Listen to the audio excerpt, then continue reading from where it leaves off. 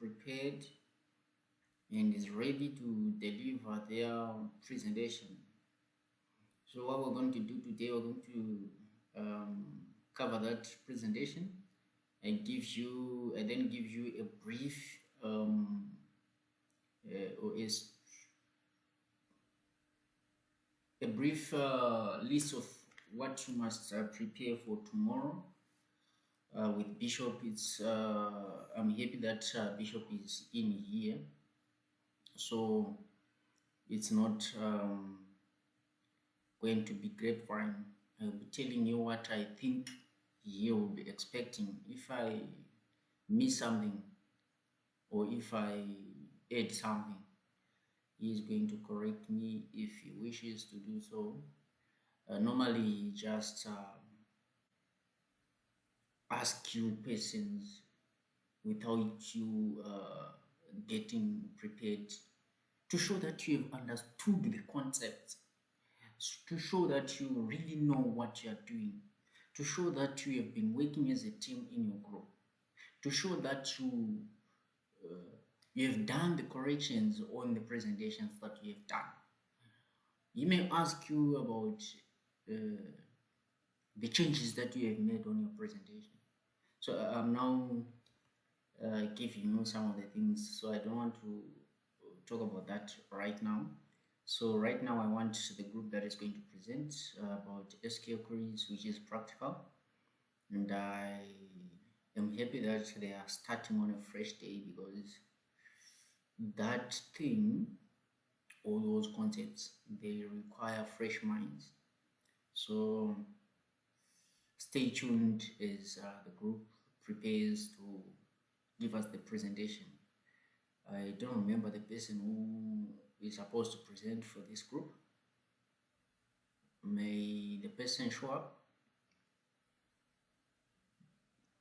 Alright, so I'm recording this lecture on my side using a third-party application, but it's so unfortunate that it's recording the whole screen of my laptop, and it's going to be a bit unfortunate that you may hear some sounds from this side, and sometimes I may navigate to another web page, so bear with me. I'm also working on other things, and bear with me. The recording, I hope it's going to be of great use, although it's going to have some sounds in the background and some activities that are happening on my side, because my family is close to me. They may bump in and make some sounds. Some kids may just come in and say something. Don't listen to them. Listen to the content that you are supposed to be listening to.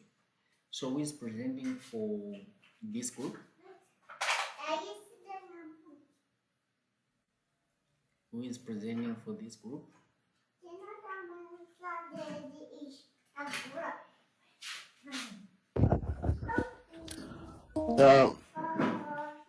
We have arranged oh, sorry. Good morning. My name is Farai. We are Group 8, and we are going to present on database transactions and SQL query. This is a practical of what was presented by Group 4, showing you how that is done. And I hope my group members are in. We are supposed to have Varaidzo presenting first and TK presenting on transactions. Can you guys join and present?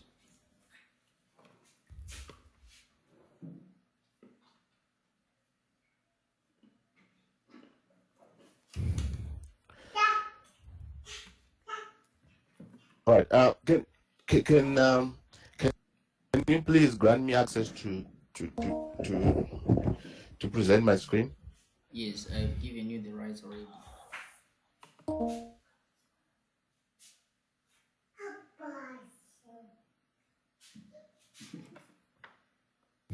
I want to persuade.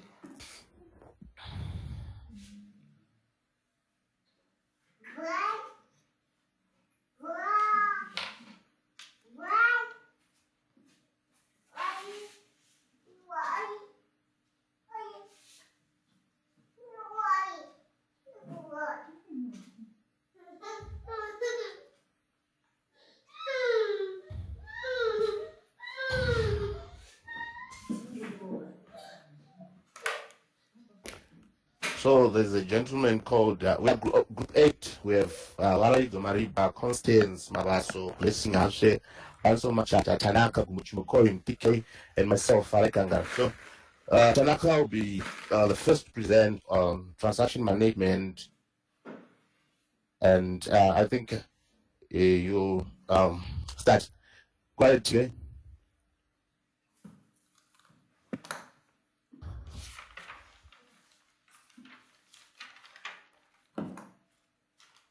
Meisa nyingine tu.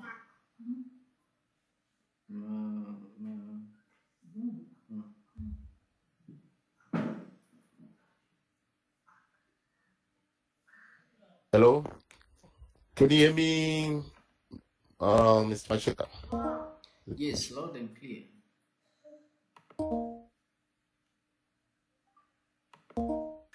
Hi, Farai. It seems okay. Are you okay? Yes, I'm here now. So I had a network issue. So, all right. Yeah. All right. Please go ahead. I'm sharing my screen, so you can use the presentation on the screen. It's all right. Thank you. I'm sure you have introduced group members already. Sure. All right. This is group 8. Can you go back to the screen where there are group members?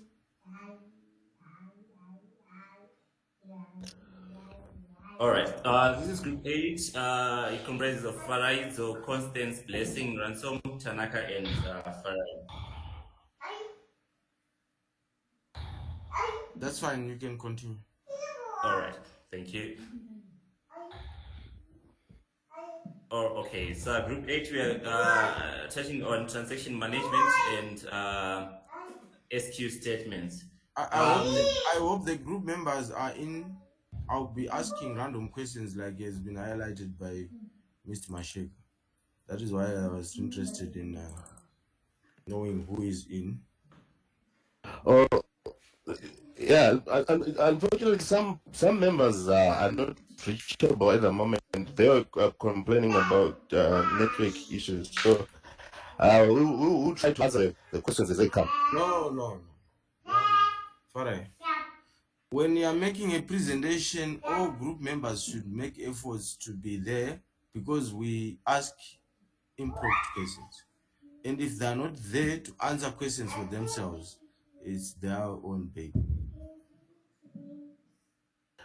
Yeah, that's noted. They've prepared for this day. And one of the key requirements when you are doing these lectures is to make sure that you are present for lecture, because you are allowed to sit in an exam upon attending 75% of the lectures and 100% of the tutorials. So we encourage people to attend these lectures and take them seriously.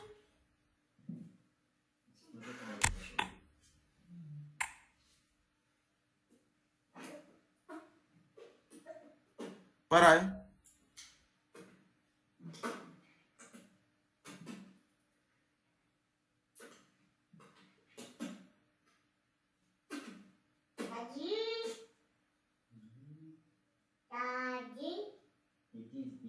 Who else is in their group? I'm seeing there is Varaizo Mariba, there is Constance Mabasu, there is Blessing, Ashe, Ransom, Tanaka, and Farai. Who else can present on their behalf? Hello, sir. My name is Constance, and I'm in. Can we give you the rights to upload? Yes, sir. Just a minute. Yes, you can give me, sir. Right, I've given you the rights. You're making noise. Keep quiet.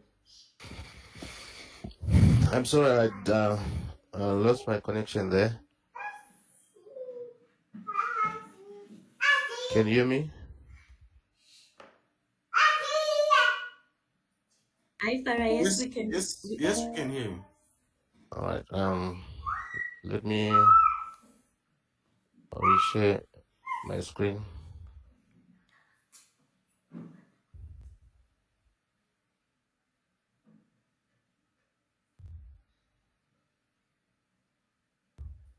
We had given Constance the right to upload the presentation.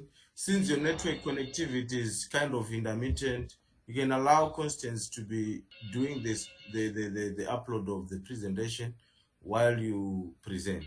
No problem. So Constance, you can upload the presentation and then Farah will make the presentation. Noted, sir.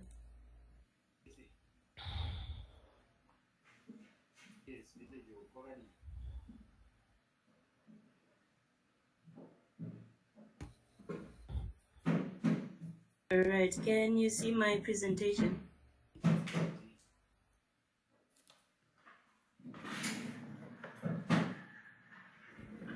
Hello?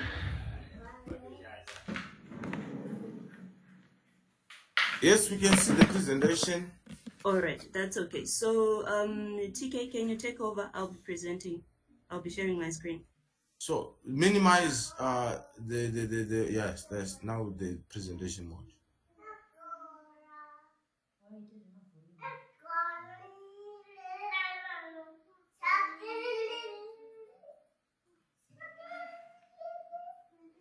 Hello.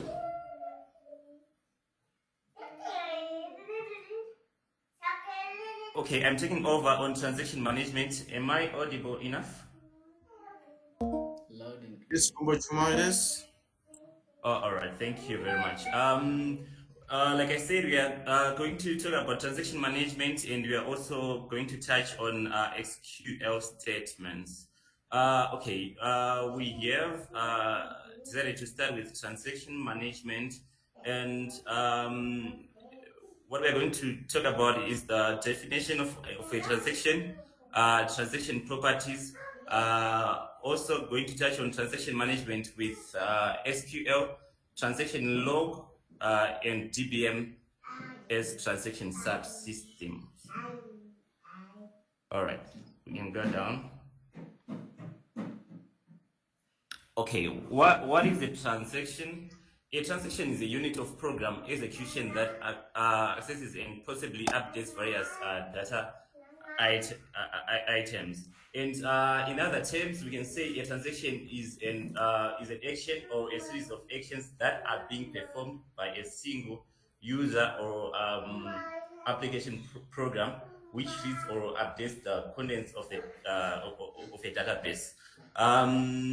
Okay, looking at Turing and others, they define the transaction as an action or a series of actions that are being performed by a single user or application program which reads or updates the contents of the databases. So, for example, it's just a simple transaction of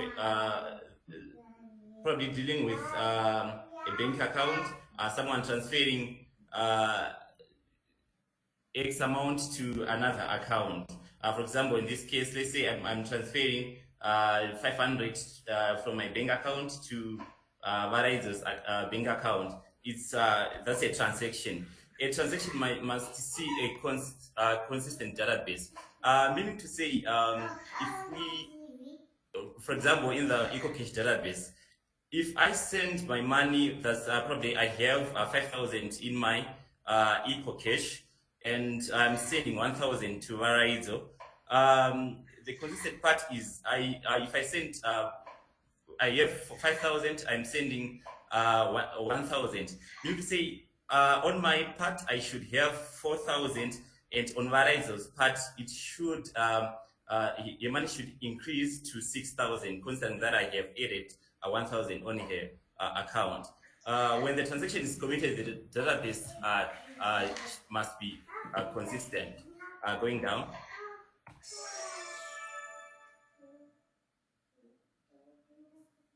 Okay, so if the transaction is aborted, the database must be restored to its proper state. This means the transaction must be undone or rolled back. Okay, giving an example, I'm using EcoCache as well as an example. If I'm trying to send money to someone, and if the process fails, there should not be any differences in terms of balance of balances. Meaning to say from account, there should not be any reduction or or on when the receiver's account, there should not be any increment. So main issues to deal with when a transaction fails is because there are various kinds of failures that we can have, such as hardware failures, system crashes, concurrent execution of multiple transactions, and probably the system is down. Yes, then we go down.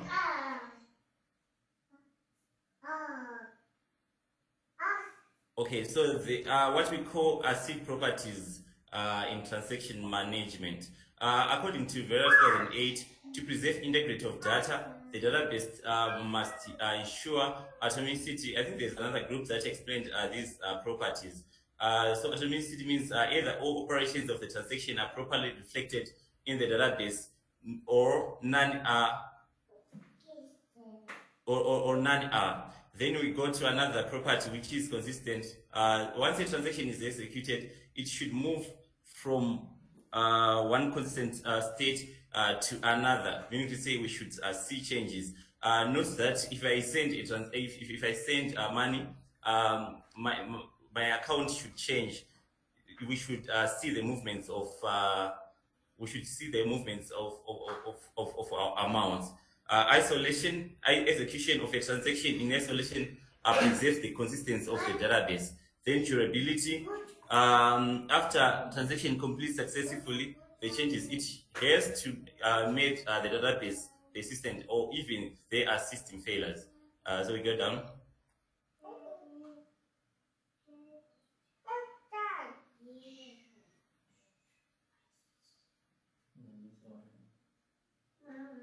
Okay.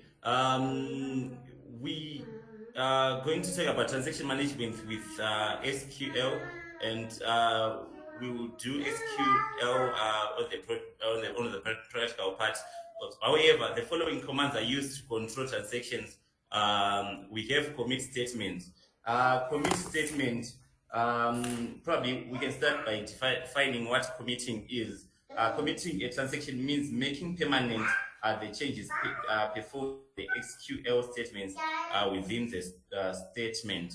Then we also have rollback statement, where database is rolled back to its previous consistent and all changes are aborted. A rollback is an operation of restoring a database to a previous state by cancelling a specific transaction or transaction set. And also you have save point and set transaction as other commands that we can use in transaction management with SQL. Going down.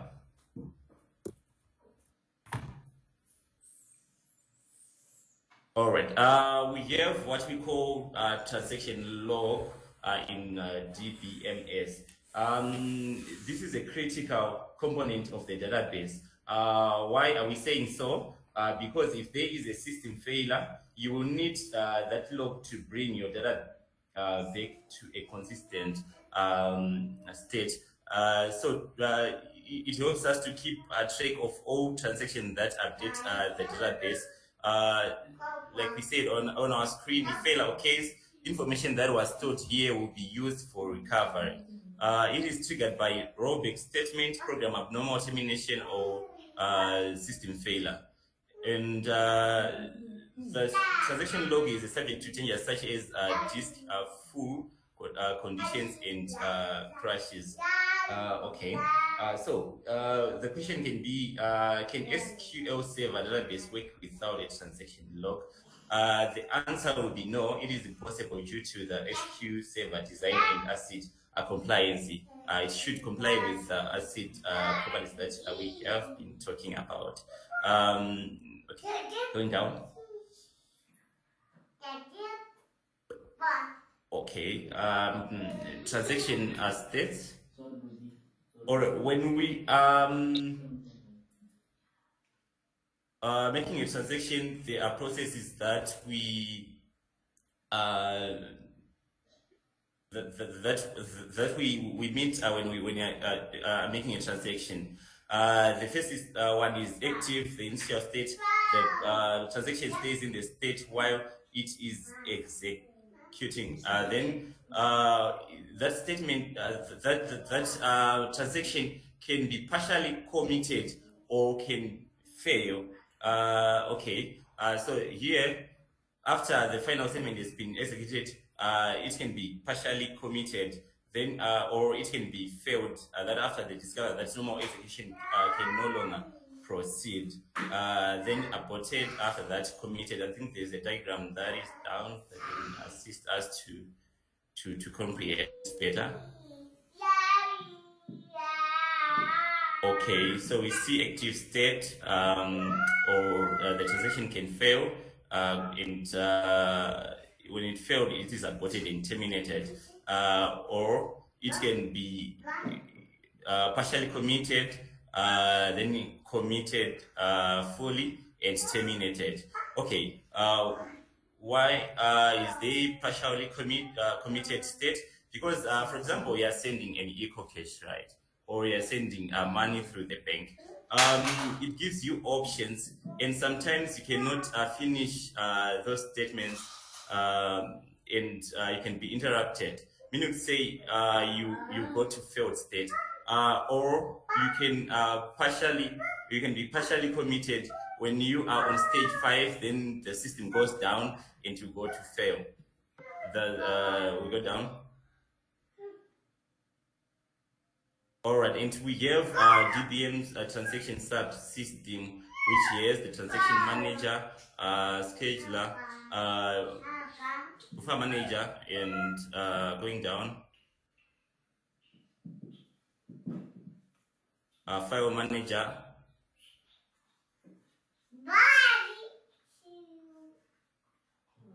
and the system manager. And these they work together to give us to comply with ACID properties. Meaning, say if there is no file manager that manipulates the underlying storage files and managing the allocation of storage space on the disk, we can't meet the ACID properties. And if there is no access manager that does not directly manage the physical input and output of the data, it does not meet our ACID properties. Thank you very much. I think the next presenter will go ahead.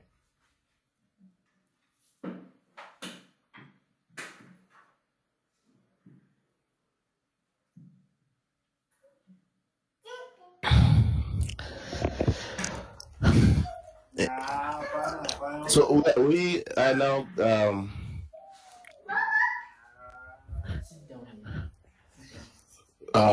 going into SQL statements. So as an overview of what we're trying to do here,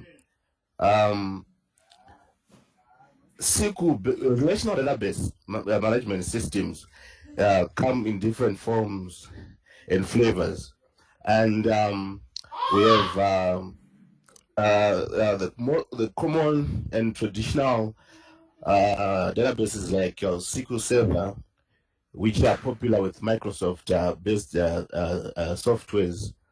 We have MySQL used for other enterprise softwares. Some use them for data warehousing. We also have Postgres. Postgres is a common open source database management system used in most open source systems and in other enterprise systems. So what we are going to do is we are going to use MySQL for the SQL presentation. From what we have seen, MySQL allows us to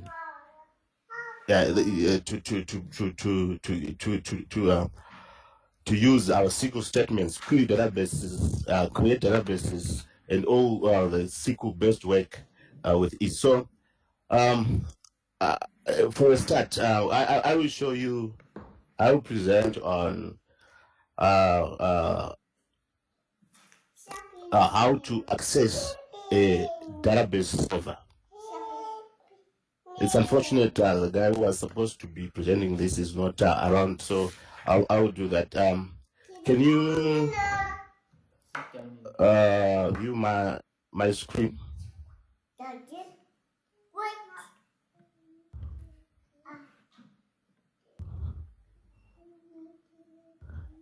Hello, am I audible?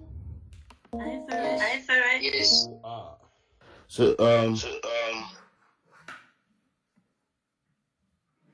I'll present on this my SQL workbench. There are two ways of accessing a database server. You can use the command line, or you can use a sort of application which allows you to access and manipulate or use the database. So for the benefit of everyone here, we are going to use my SQL workbench, which is a GUI tool for accessing my SQL databases. So we won't talk much about the command line interface. It's something else. We'll talk about my SQL workbench, and downloading my SQL workbench is simple as how you do it with any other software. After you create after you download your MySQL workbench, you open it and create a database connection. Creating a database connection, we'll need your connection method. We use the standard TCP connection protocol, your host name, port, username, and password. I've done that already on my machine, but this is the host name is the host IP address of the machine which is hosting your database management system, and the port to that the name and password. After create your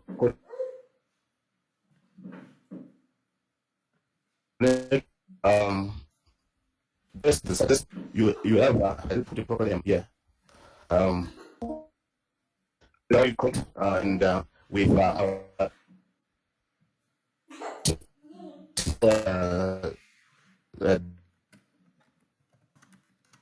database connecting and created. So that you then sorry. I'm sorry.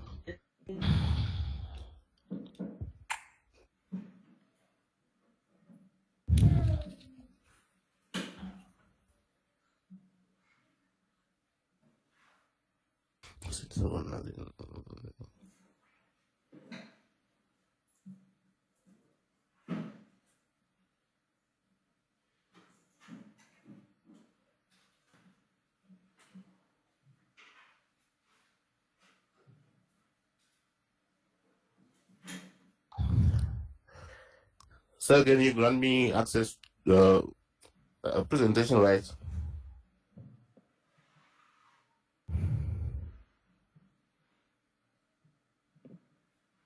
You are the presenter now.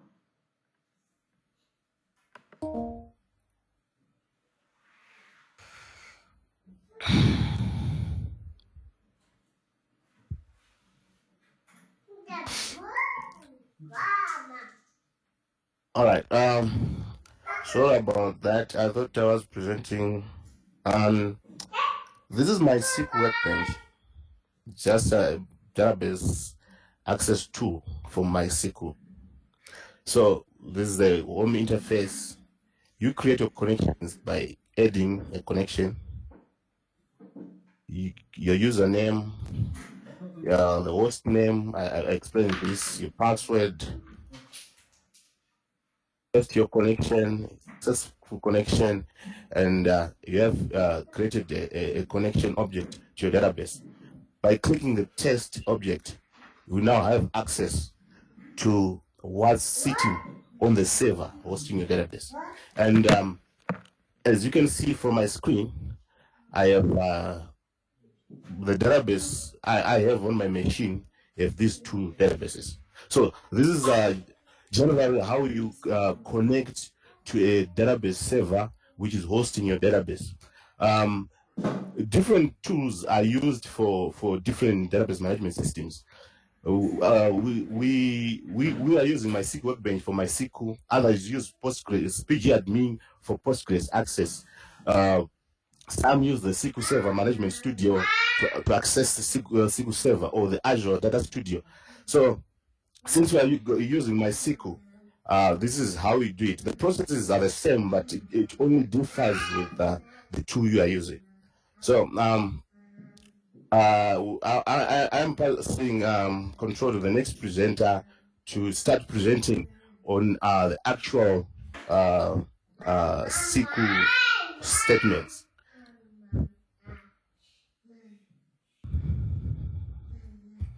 Thank you, Farai. Thank you so much. Sir, if you can give me back the presenting rights. You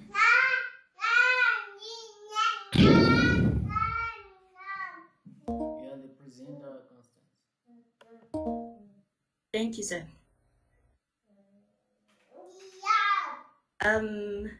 Hello, class, and thank you so much to the guys that presented before me.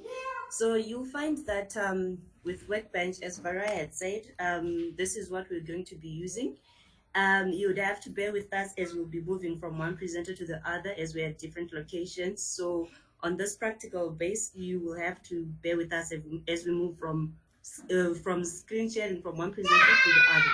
So as Farai had said, these are my databases within my Workbench local instance. These are the ones that are listed here. So as he said, there are many ways in which we can manipulate and in which we can maybe use a Workbench. So you find that we've got here my icons at the top right there. You can create a database using this. This is another way of doing it. But today we're just going to be writing our SQL statements. So you find that this is my editor where I'll be writing my code. So to start off, we've been talking about databases from the beginning, and today we're about to create one. You'll find that we've had so many examples, like we've had student databases being said by previous presenters on previous presentations. We've got we've had employee database. I can't remember others, but these are some of the examples that other people would actually mention. So today, what I'm going to do is I'm going to create a database that I'm going to name company. So within my company database, allow me to just to write a bit here. So I'm going to create my database, which I'm going to name company. So within my database here, we are going to have tables. So I'm going to have employee table within my database. So you'll find that a company we can relate has got so many entities, which is like, for example, employees. We've got employees within a company. We've got departments within a company. We've got maybe assets within a company. So these are all entities that we can actually create. So for today, I'm just going to create my database company, and then with my table, the employee. So right, getting right into it. So if you recall, we had a group that actually presented on data definition language, which included creating a which actually included create. So today I'm going to just create my table. So this is how I'm going to do it. We create database. Sorry about that. Database. And in this instance, I'm going to define the name of the database that I'm creating. So in this case, company. Right. So that's my statement for creating a database. We start with the with create, and then we define what we want to create. In this case, a database, and then the name of the database, which is create database company. So I'm just going to execute this or run this so that you just see what happens. Right, so I've done so. We've got this part here, which is my action output, and then it tells me what is going on. Like in this case, my statement, my SQL statement, create database company. This is what I've done. It is ticked that it's successful, and this one row has been affected. So I'm just going to come back right here and refresh my schemas. Right, and then you see that company database is now the right. So in this case, I'm sure you can see that my school database right here, it's in bold, which means that currently that is the database I can say which is in use. So in this case, I want to work on my company database. What do? I just go down there and then I'll type in use company.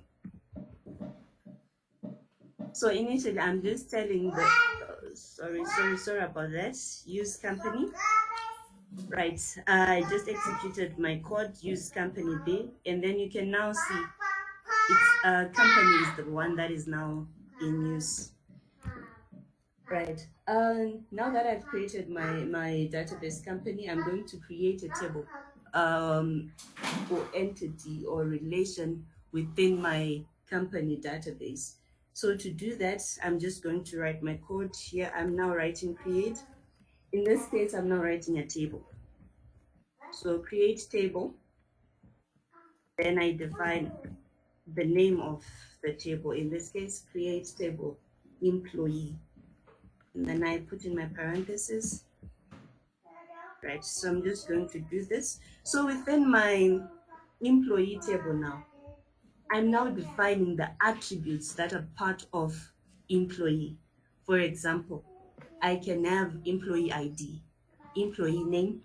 I can have probably I'm just going to separate employee name with first name and surname, and then I want maybe the date of birth of that employee. Maybe I want the department that this employee is aligned with. So those are some of the attributes. We were describing our entity now.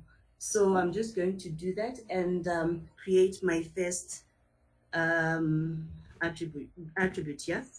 So if I recall well, one of our presenters in the past in presentations spoke of creating meaningful names for our whatever we create in our databases. It should be meaningful. For example, I named my database company here. It is clear that we're talking about a company, and what we can actually visualize what we can expect in our database company. And then we also created a table, employee. So we have an idea of what the table is going to include.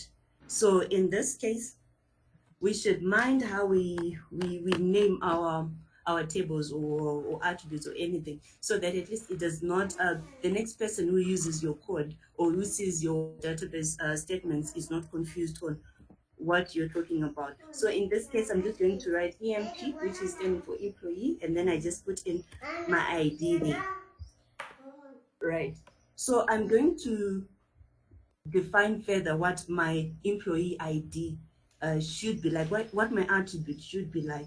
So in this case, we have what we call data types. I'm sure we've seen them before and in previous courses. So for SQL, it's no different. We also have data types here, which include int. So we have three major, if I can say, groups. We've got, if I can say, we've got string. Basically, we are defining the data types that are like var, char, or char, which is character. So it's basically string that we're defining there. Then we've got numeric. We can define our data types as numeric. We've got int. Under numeric, we've got int. We can have big int. We can have float. We can have double.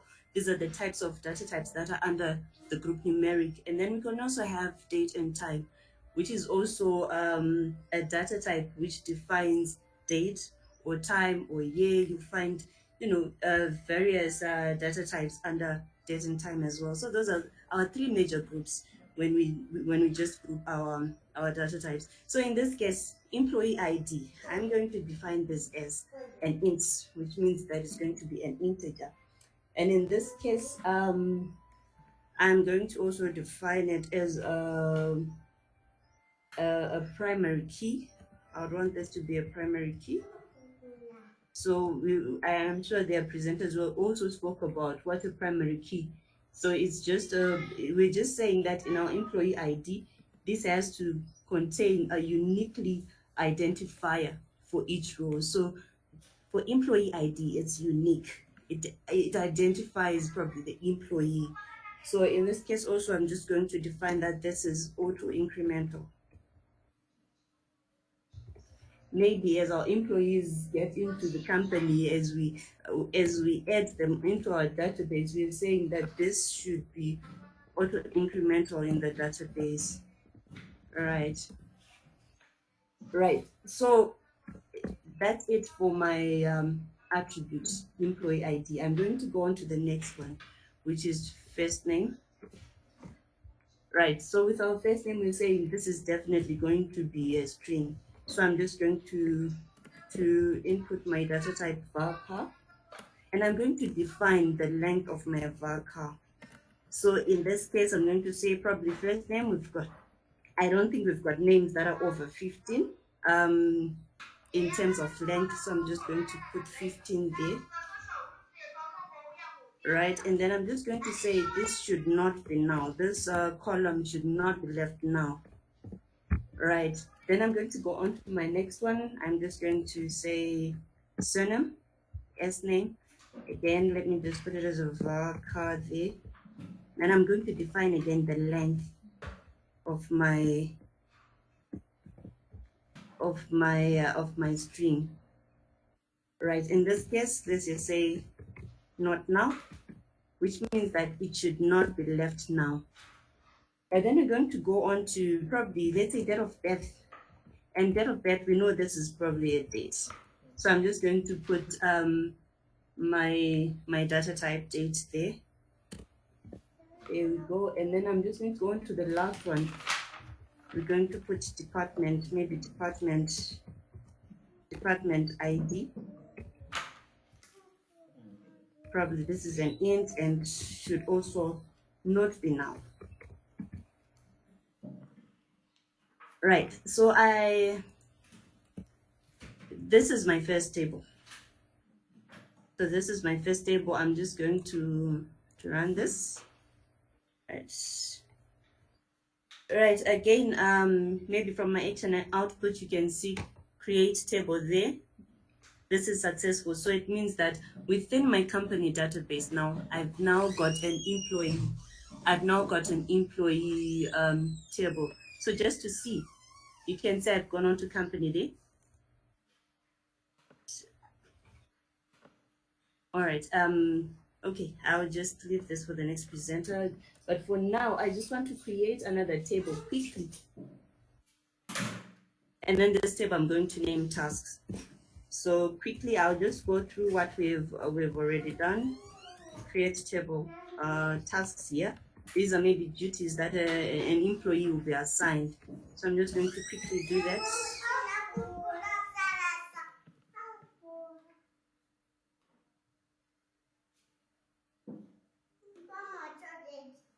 Right. Creatable task, and then I'm just going to put in my task ID. And then I'm going to define it as it should be int, and then maybe here I say it's auto increment there. Then I'm just going to define it as a primary key.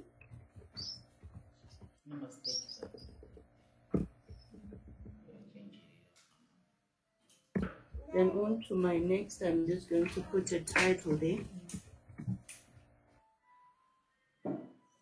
So my title is going to be variable character. We also define the length, my task. So in this case, because it's a date, I'm just going to put my data type date there, and then maybe end, sorry, due date. Let's use due date.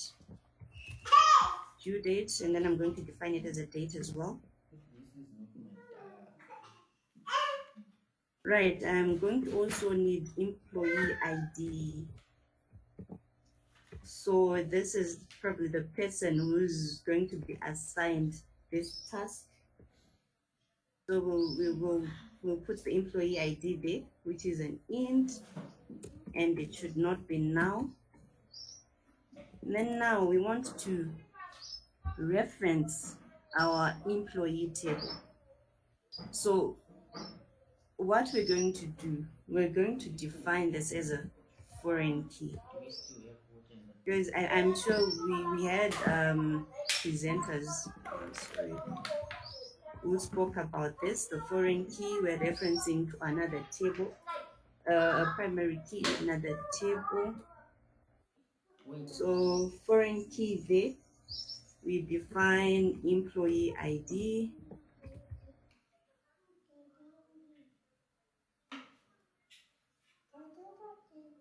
All right, and then we're going to say references, because we're saying we're referring to another table here.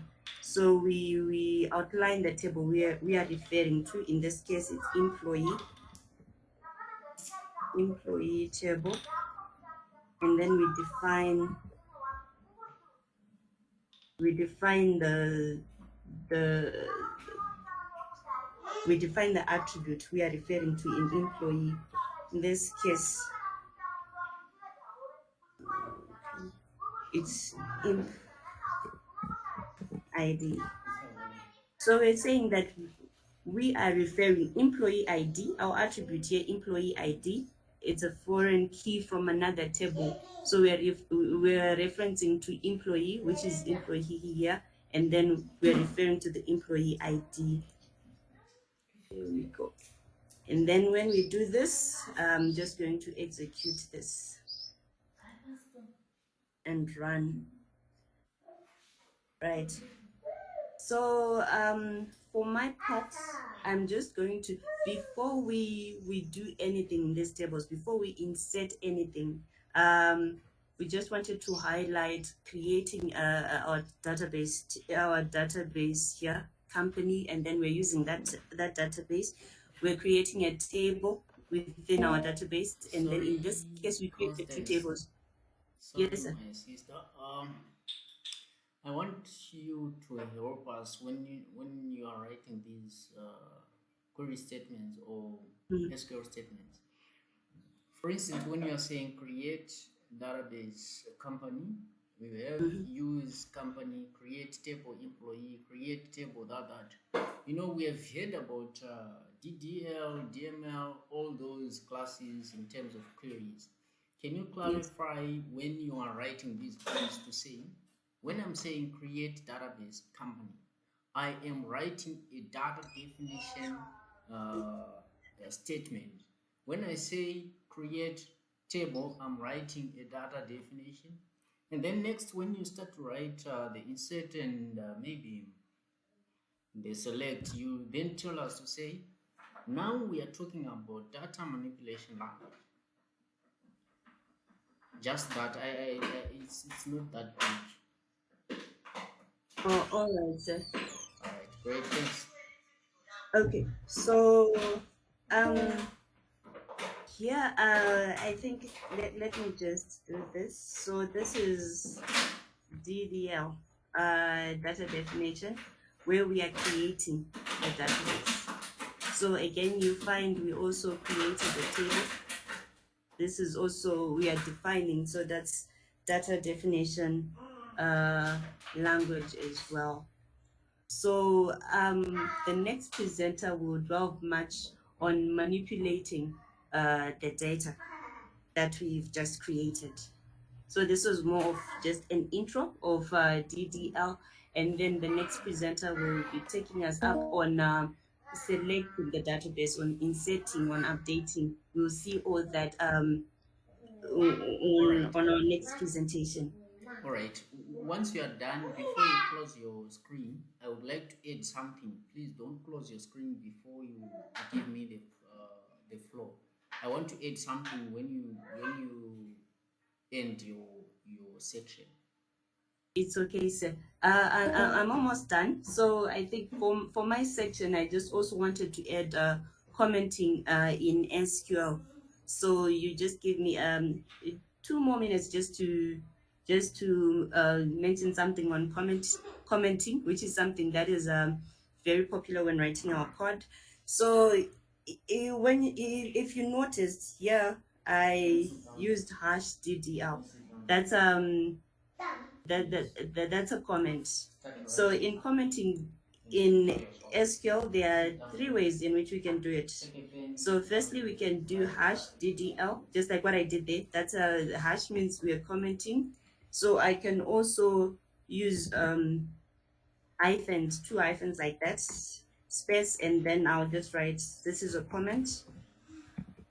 So it's just good coding practice, best practice for us to just comment on our data if there's more information that you'd want someone to see. So this is one way of doing it. This is another way of commenting, and then we can also comment in this way. That's the third way. So this can be done if you want to comment on, let's say, many lines. You can use this one. So this is another way to comment.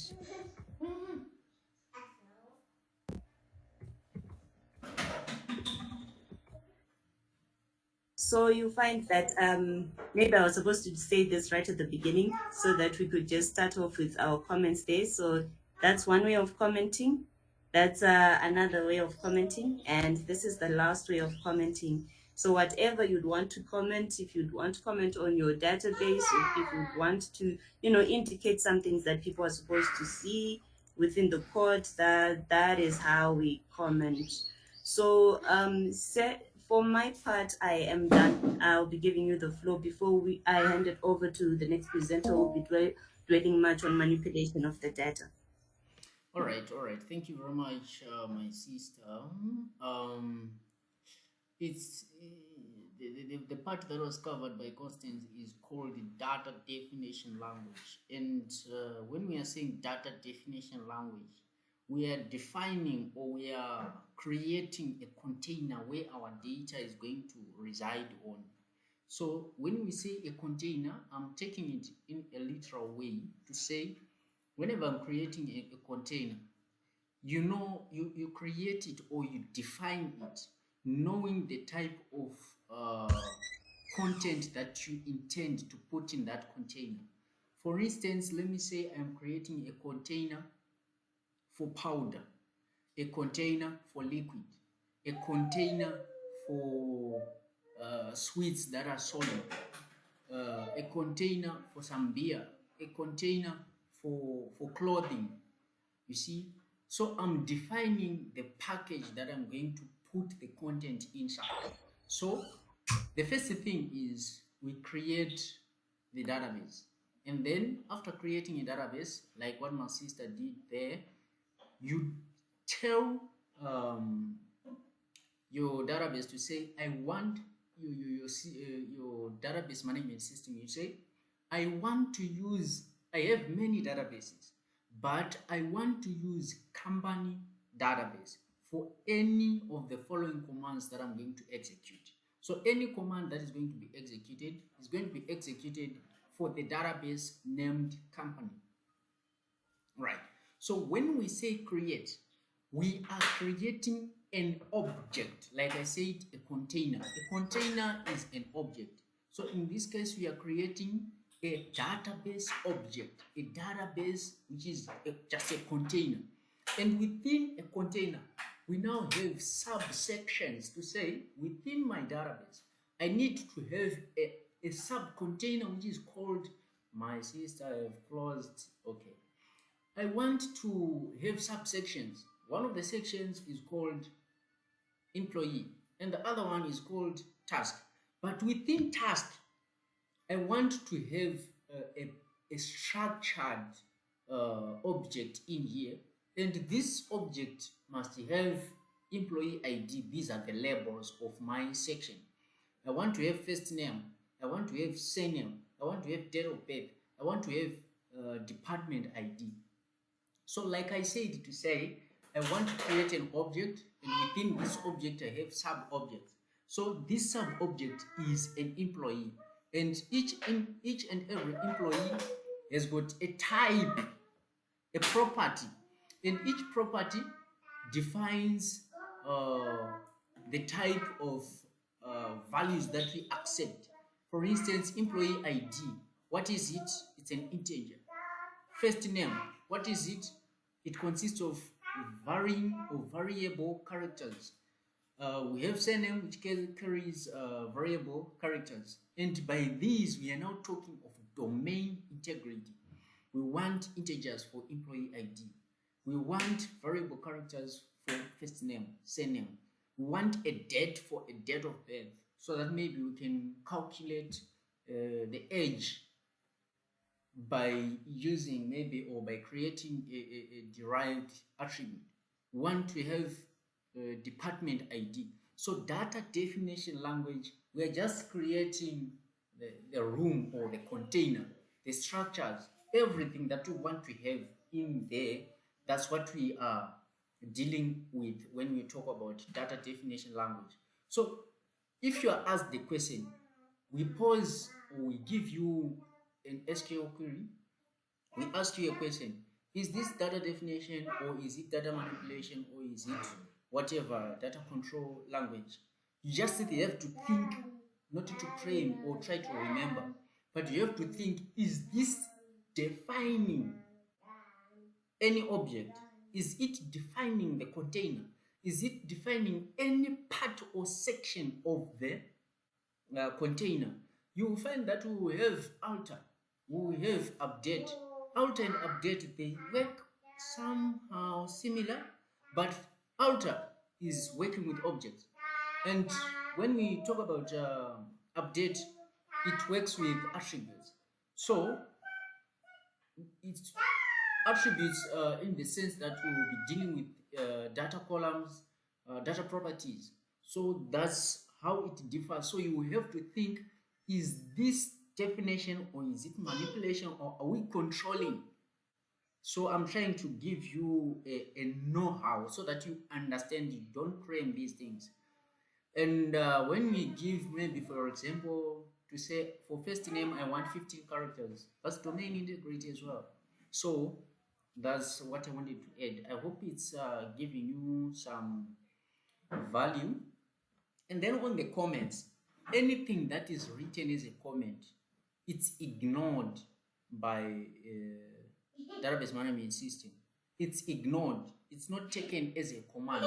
It's taken as somebody who just opened the mouth and just close it without saying anything. So that's a comment. And all those comments, they are used to, you know, when we are writing commands or programs or systems, we write them for the sake of some cases that exist. If I leave the company, anyone else who is going to take my position must be able to understand my system. So I write create database, creating a database. Maybe I name the database name is CPN to say company. So in the comment, I then say creating a database called CPN for company. So anyone else who will see CPN will know that this CPN represents company in full. And then for another query that you write that. So whenever you want to refer to the database, you not have to write, we won't need to write a long name. You just say CPN, referring to database. And then there is another caution that I think must be aware with or be aware of. When creating objects or when entering data into a database, before you start creating something, let's just say you want to build a house at a place where there's another house. What will you do? You will either destroy the existing house and build another house, or you will look at the existing house and say, no, this house is proper and I cannot build anything better than this. So let me continue to use this one that is in existence. So by writing this create database, if you try to run this query again, it's going to give you an error, of which when you are writing programs or systems, we expect to be notified of something to say you are trying to enter or create a database, but this kind of database already exists. This database already exists. So how do you then deal with that? You say create database if not exist. If not exist. So you have to check those issues. Create this table if it doesn't exist. Create this if it doesn't exist. But you have to be careful again. Sometimes you may want to replace an existing. So if you want to replace an existing, what you will do is you will say delete, or you write a delete or a drop, because we are dealing with objects. You drop an existing item, and then after dropping it, you then create it. But you need to be very careful with drop, because what happens with drop is if you drop a table, everything within it is going to be destroyed. So if you destroy the data that you want, you will have lost a lot of information from your database. So you need to be very careful, especially with delete, drop. You need to be very careful. You need to be very, very careful. I think I've added enough flesh on what we have done. Thank you very much, my sister, and I hope to hear uh, same quality of practical presentation from your colleagues. Thank you very much, Constance, and other presenters who have covered their part. May I have the next presenter, please? Thank you, Seth. I'm going to pass over to Blessing for our next presentation. Thank you, Say. Thank you, Constance. Say, can you give me the rights to present?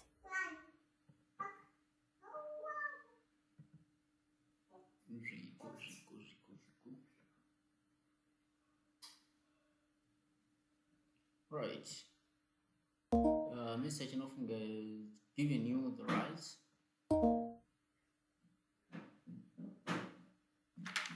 Can you now see my screen? Not yet.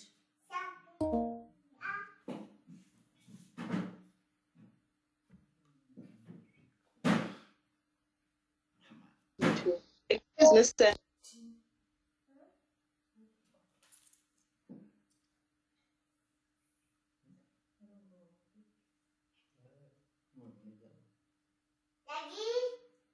Baby. One sleep. One sleep. Get the blankets from that side. Enjoy your sleep. Is it coming out now?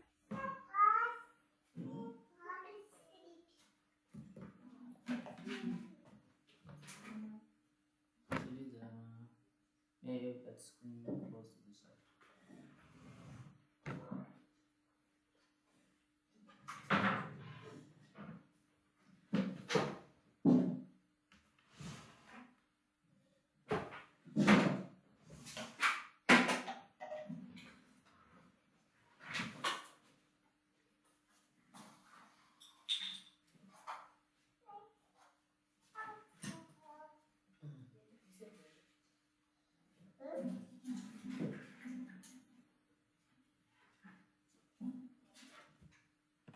Screen.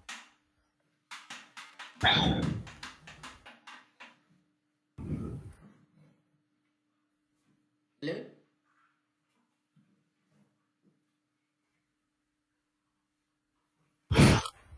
It seems Blessing is having challenges with sharing a screen. Oh, okay. So who should Hi, I Blessing, can I share my screen so that you can use or explain whilst I'm presenting? So, all right. May I understand something? You want to share the screen so that maybe you will be typing the commands as she will be explaining, right? Sure. Or we just use the code which we have been using during the setup of the presentation.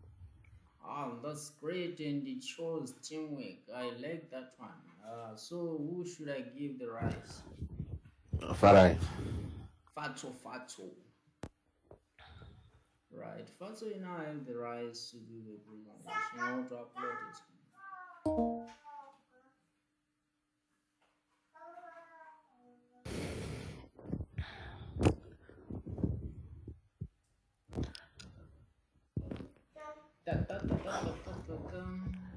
What are you doing? What are you doing there? Leslie, can you confirm you can see the screen?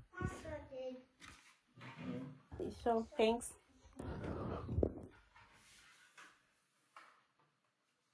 Yeah. That's definitely and after then and see Start by adding data to our tables. So Okay, before we do that, let's say Connie had forgotten to add another column to our employee table. Let's say it's the department ID column. all right. You know, you seem to be in an intention to delete those SQL queries. Is that so? no, I want to create this database on my machine because I don't have it. Yeah, that's it. All right. So you now I have see it. what you are doing there, I think it's of benefit to everyone because you have highlighted the SQL statements that you want to execute, and then you have clicked that button. You know, we have a number of class members who do not have the IT background, so I think All right, sure. it will help. It All will right. help everyone. Thanks. So do I need to explain, or Jigo, can you explain what I did by highlighting the code and running like this?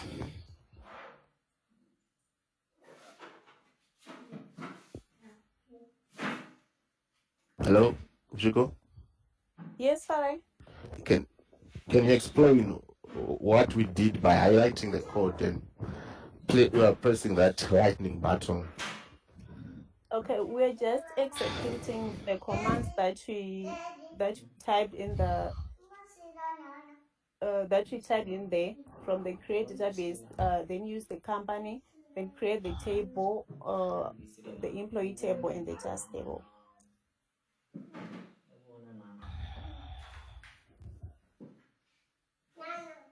Okay, so I just wanted to use the outer command before we start adding data to our tables.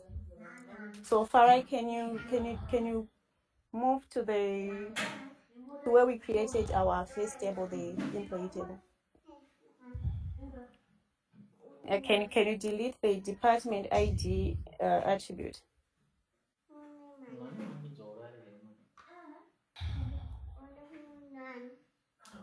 You mean by highlighting and deleting all Yes.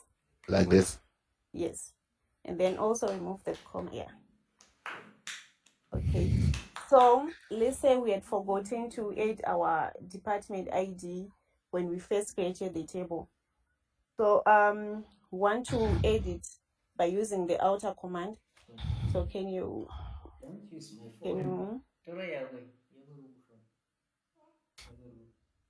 type outer? Oh, I thought I need to drop the table first because. No, we don't need to drop the table. All right. Fine. Yeah. So Oh, we are going to type outer. Then we put the name of the table that we want to alter. And in this case, we want to alter the employee table. Alter employee. Then after that, we then want to tell it what we want to do. So we are going to add May the you remember something? yes. Which language is this? Data definition, data manipulation, data control. It's part of data definition. Thank you. So why I'm asking this Yes. is it helps everyone kuti akazoona out akuziva kuti akambotaura zviko paya paya. It was data manipulation, data definition. Paakati alter yaiva data definition. So Yeah. please put emphasis on that. Okay, sir. Okay, Farid. So below that that row, can you put add and then department ID? That's the name of the column that you want to add.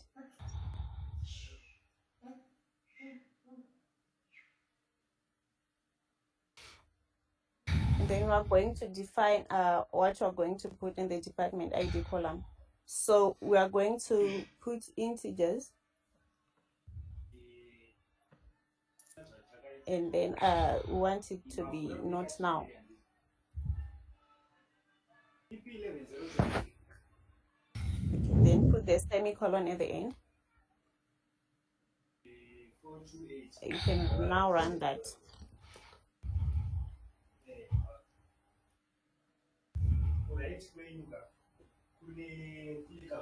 Okay, can you refresh your schema so that we can see if we have added the column? So sorry, Rico. Yes. Remember, when I deleted here, didn't take effect in the database. We still have. Oh, sorry. So after deleting this, we can drop the table first. So that yeah. Okay. If we drop this, we will then create the table without the employee, the department ID column in the employee. So we will then run this without the department ID. Now we will then alter our table and add this. Okay, sorry for that. Duplicate column.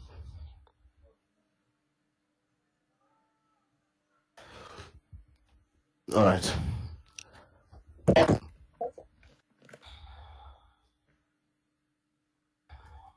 Okay, so can I just all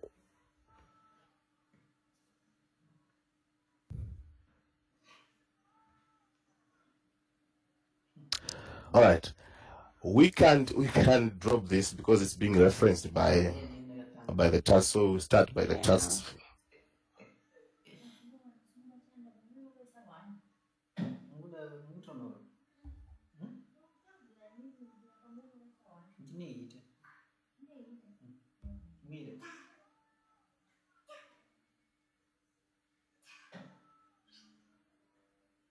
So what we're trying to do, we were trying to change the structure of the employee table, but we were not able to just delete like what we had done, but you need to, in this case, drop the table. But you can't drop the employee table because it's being referenced by the tasks table. So what we did was drop the task table first so that when we drop the employee table, there are no reference to the task table, which would not have been existent. Now we'll then highlight this and run. Database company is already there. Use company is already highlighted, so we just create the tables. Successful. So if you refresh, we now have our tables, the employee table and its columns. Proceed, Rico. Yeah, now you can run the outer command.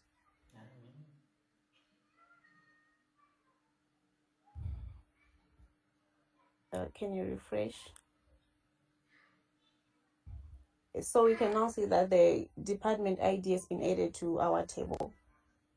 Okay, so now we have finally gotten all our tables, and we now want to add the data to our tables. So okay, let's start by inserting the details of the employees into our employee table. We are going to use the insert into command.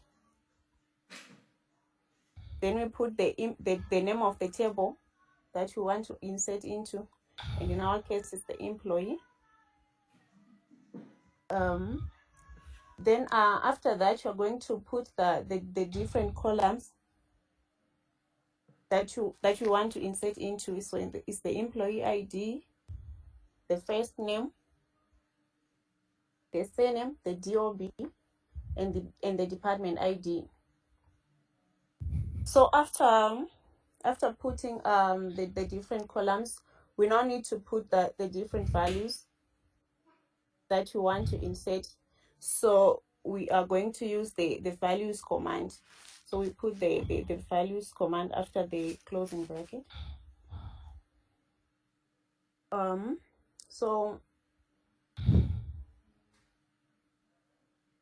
So we are going to add our 3 employees. That's Farai, their DOBs, their surnames, and their department IDs.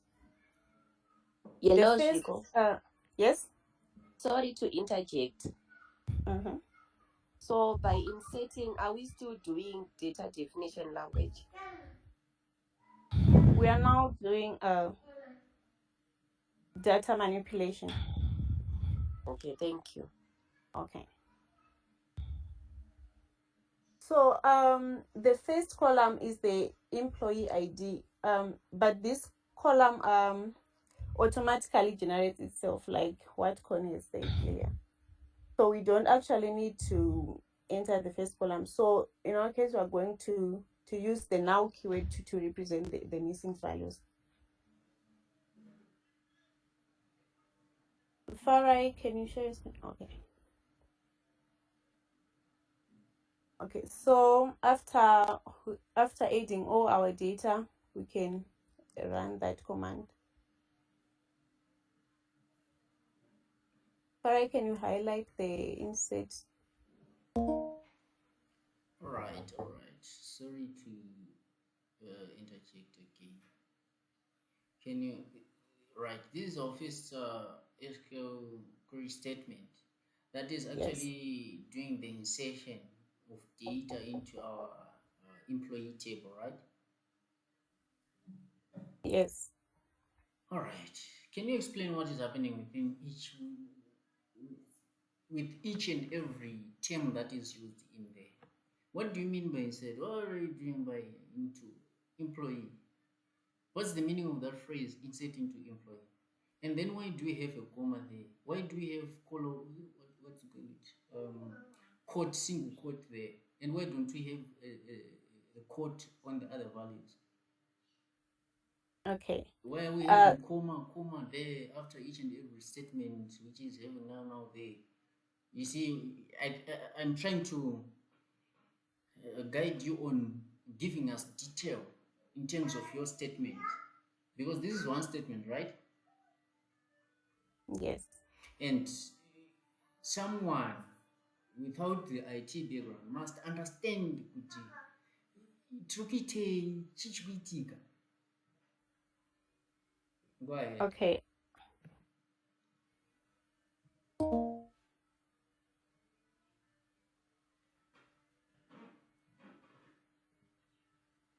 If you are able to do what I'm telling you to do here, you master these concepts, because you are describing, outlining bits and pieces of each and every SQL statement that you're writing. So you will know to say, when I'm saying this, I am doing this. So you won't claim, but you will know. You won't try to remember because you know it. Do you try to remember waking up? Do you try to remember how to walk?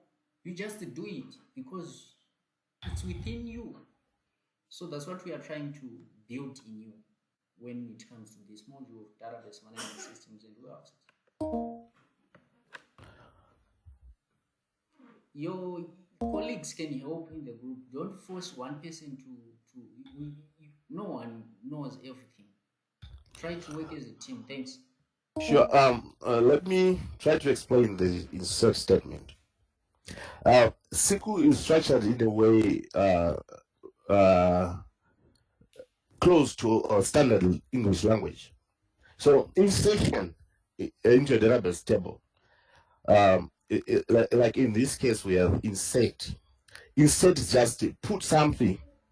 But if we are to put something, we need a container like what Mr. Shexa highlighted earlier. We are inserting something and we are inserting into a container. In this case, the container is the employee table. So our employee table has a structure. And the structure is given by the attributes, which are the columns of that table. And in this case, our table have employee ID, first name, surname, DOB, and department ID. So we are telling the same to insert data into the table in this structure. The first column is employee ID and like how it's structured. And what do we want to insert into the container? This is where the values come in.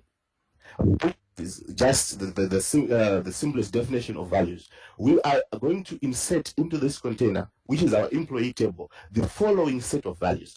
And the following set of values are being given by these brackets, and each value is separated from the next by the comma.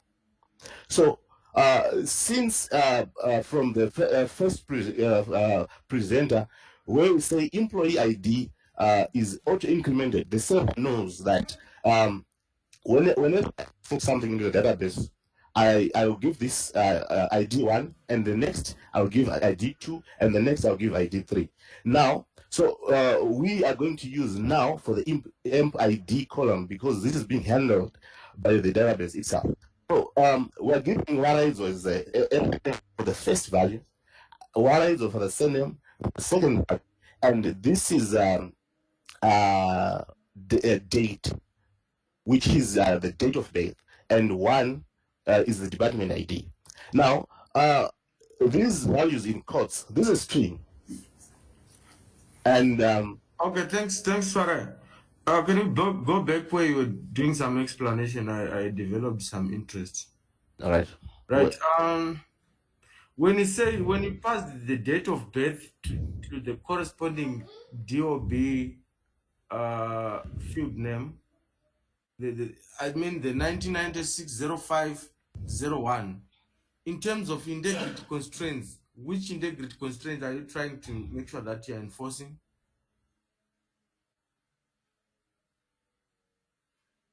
Can someone help on that? Group members. These are the type of questions that I ask, but they'll be encapsulated in some wording. You are trying to enforce. Yeah, IAM is saying that's domain integrity. We are trying to enforce date values to be input in that DOB field. Because when you declared, can you go up there? When you created the table, you said date of birth is a date field. You understand? Sure. So you would want to pass only values that are of date nature. Mm-hmm. So you'll be respecting what we call domain integrity. That's what you are trying to do. Then can you go a bit upwards? When you're creating this tasks table, you said employee ID int not now. And you said foreign key employee ID references employee table, the employee ID. In this, you are trying to enforce referential integrity, because you are referencing a field name employee imp ID from the employees table. and you're having an employee ID in the tasks table, which means you're referencing this field from another table, hence enforcing the relationship between tasks and the employee through the employee ID field. So in this, you are enforcing what we call referential integrity.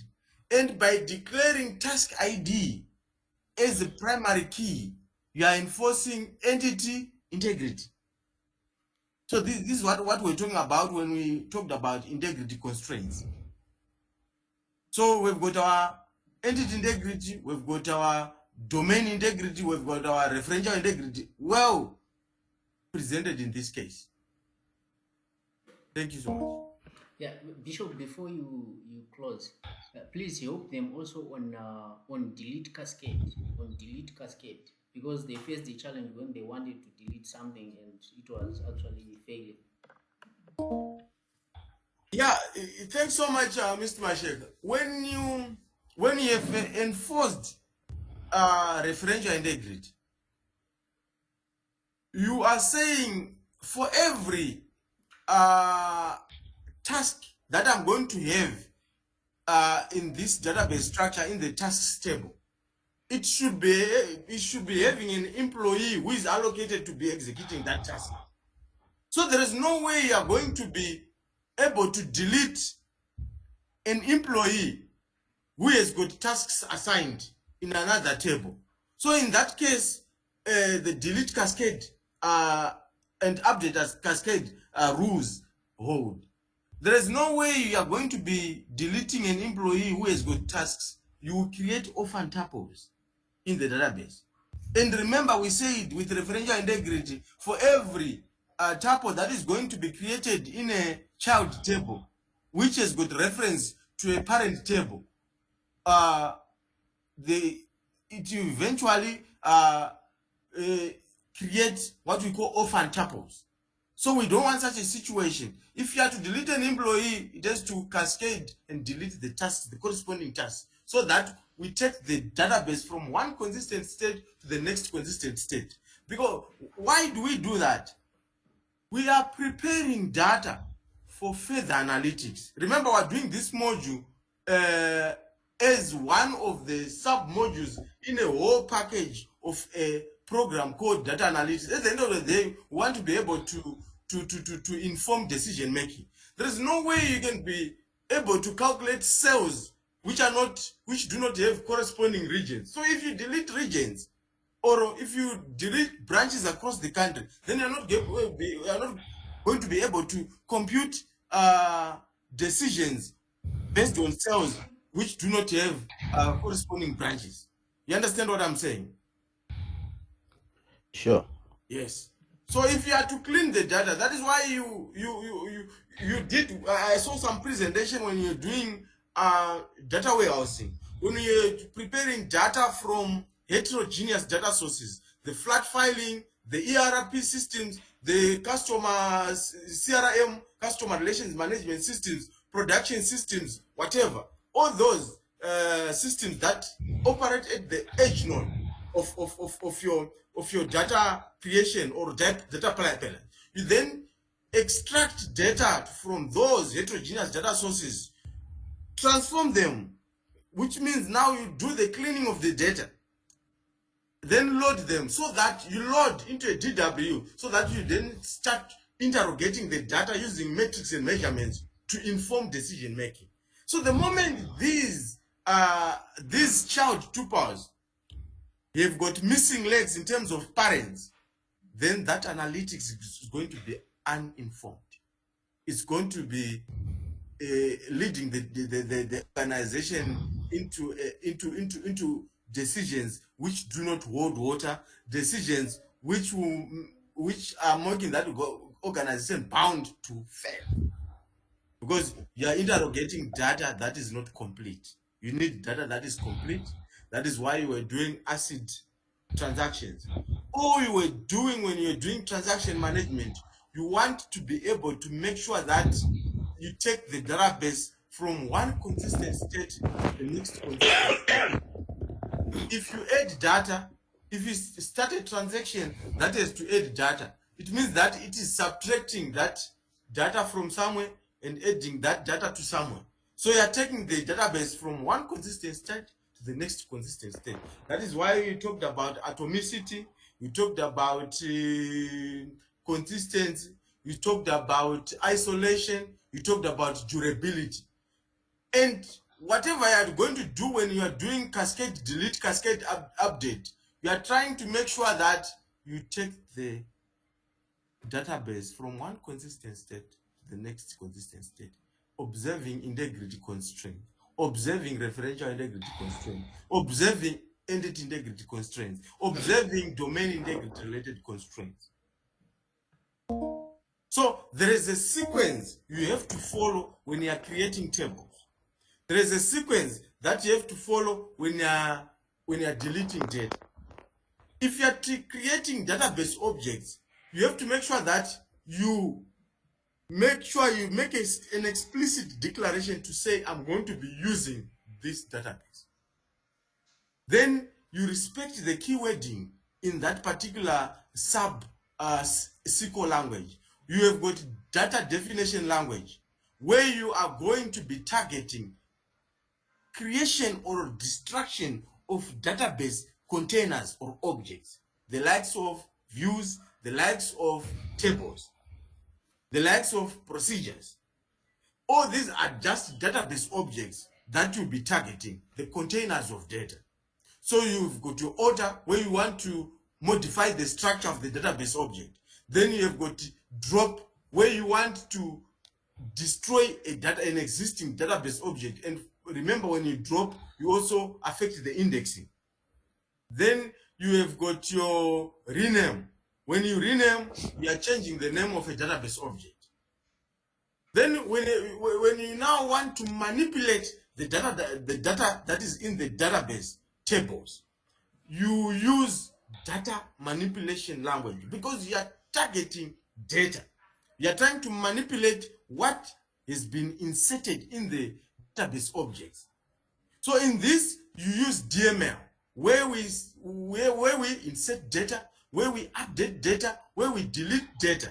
Then we have got data query language. This is a sub language of the DML, which is where we do the selection or extraction of data.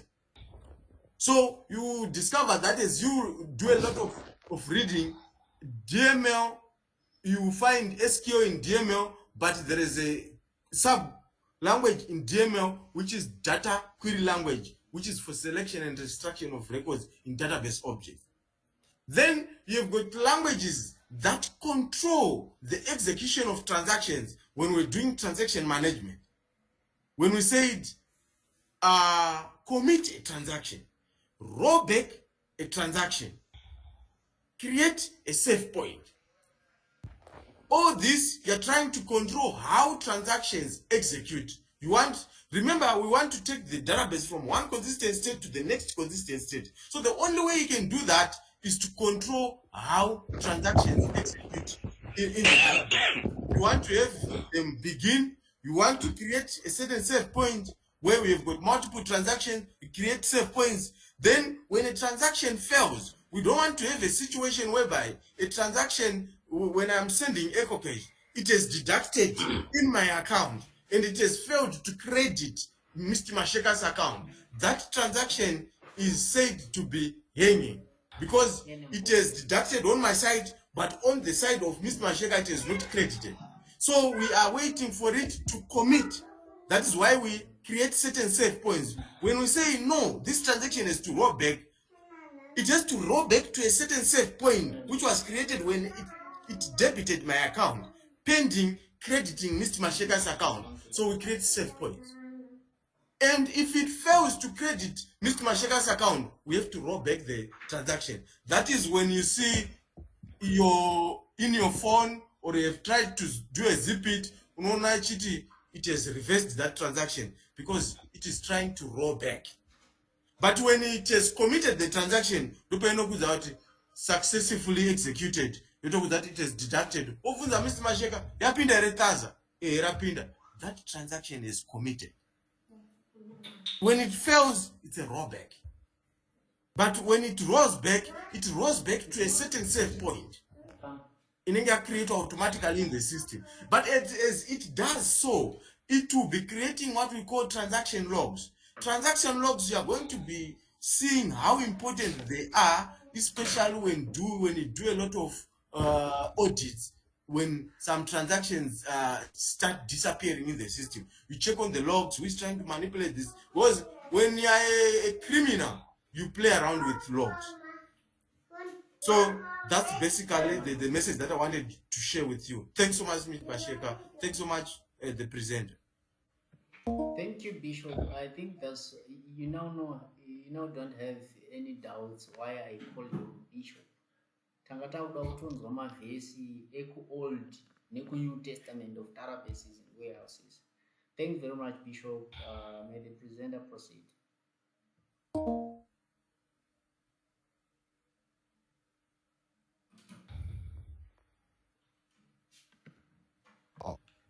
It seems Rico is now having challenges presenting. Your network has dropped. So I think for the sake of progress, I will proceed with the presentation.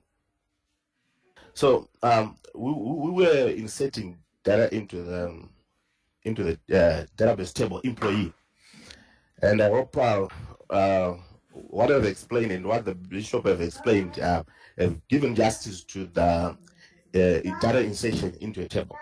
So after we've inserted data into the table, we now want to see the data. If when we run this query, we got a success message. Data inserted successfully into the table. So now we want to query. That is the data query language. We want to see what exactly is in the database table, and we use the select statement. Select is just like that container metaphor which we were using initially. We have the employee container. We want to see what's in the container. How do we do that? We use select. Select is you are now trying to see what's in the container. Star in SQL is O. Select O from where the container, which is the employee. Then if you do that, we'll see that these are the results in our from the employee table.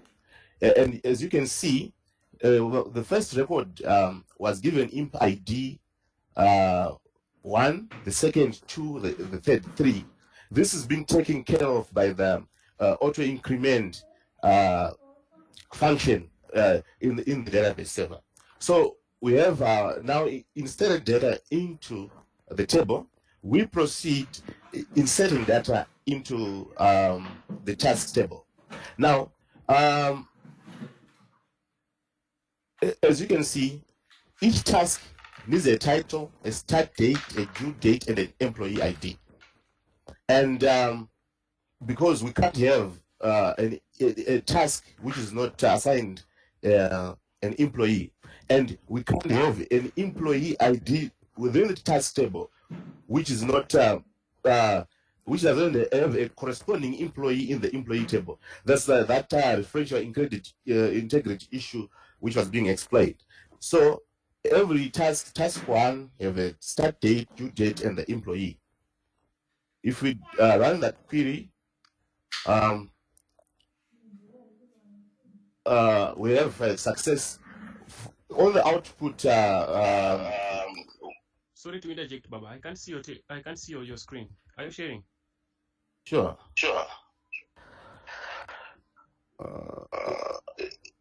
Is it me alone? We can see it. Oh, so maybe it's a problem from my end. We can see it. All right. So we have inserted the data into the task table, where we can query the data to see if yes, this is what we have inserted into the task table. we have the two tables created in the database. We have the inserted data into the two tables. Now, suppose we made a mistake when we created task 2, the tasks, and assigned a task to an employee who had an ID number 2, and we want that task to be given to employee number 3. So we this is now data manipulation. We are using the update statement. So the structure of an update statement is like this: you update. What do you update? A container. How do you update it? You set. What do you want to set? This is an attribute, and we are giving a certain value to that attribute 3. But where and how do we do it? We are going into the task table and look for every employee who has an ID 2, and that task must have been assigned to an employee with ID 3. So if you look from the output of the select from select all from task table, you'll see that task ID 3 was assigned to employee number 2, and we want to change that to assign task 3 to employee number 2. This is how we do it. Take note of the employee ID value for task ID 3 prior to running and after running. So we run that, and this is successful. We then select again from task table, and you'll see that employee ID for task 3 have been changed. So we have changed the values which have been inserted in the task table. So now we are proceeding with deletion. Deletion is data manipulation. Suppose we want to delete this task, which is task number 3, from the task table. We use the delete statement, which in this case will be like delete from tasks where task ID is close to 3.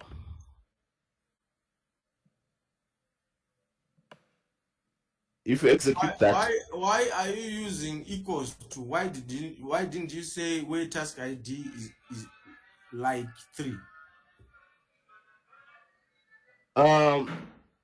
Like 3 is what's the correct term for this? Is a wildcard. Like is a wildcard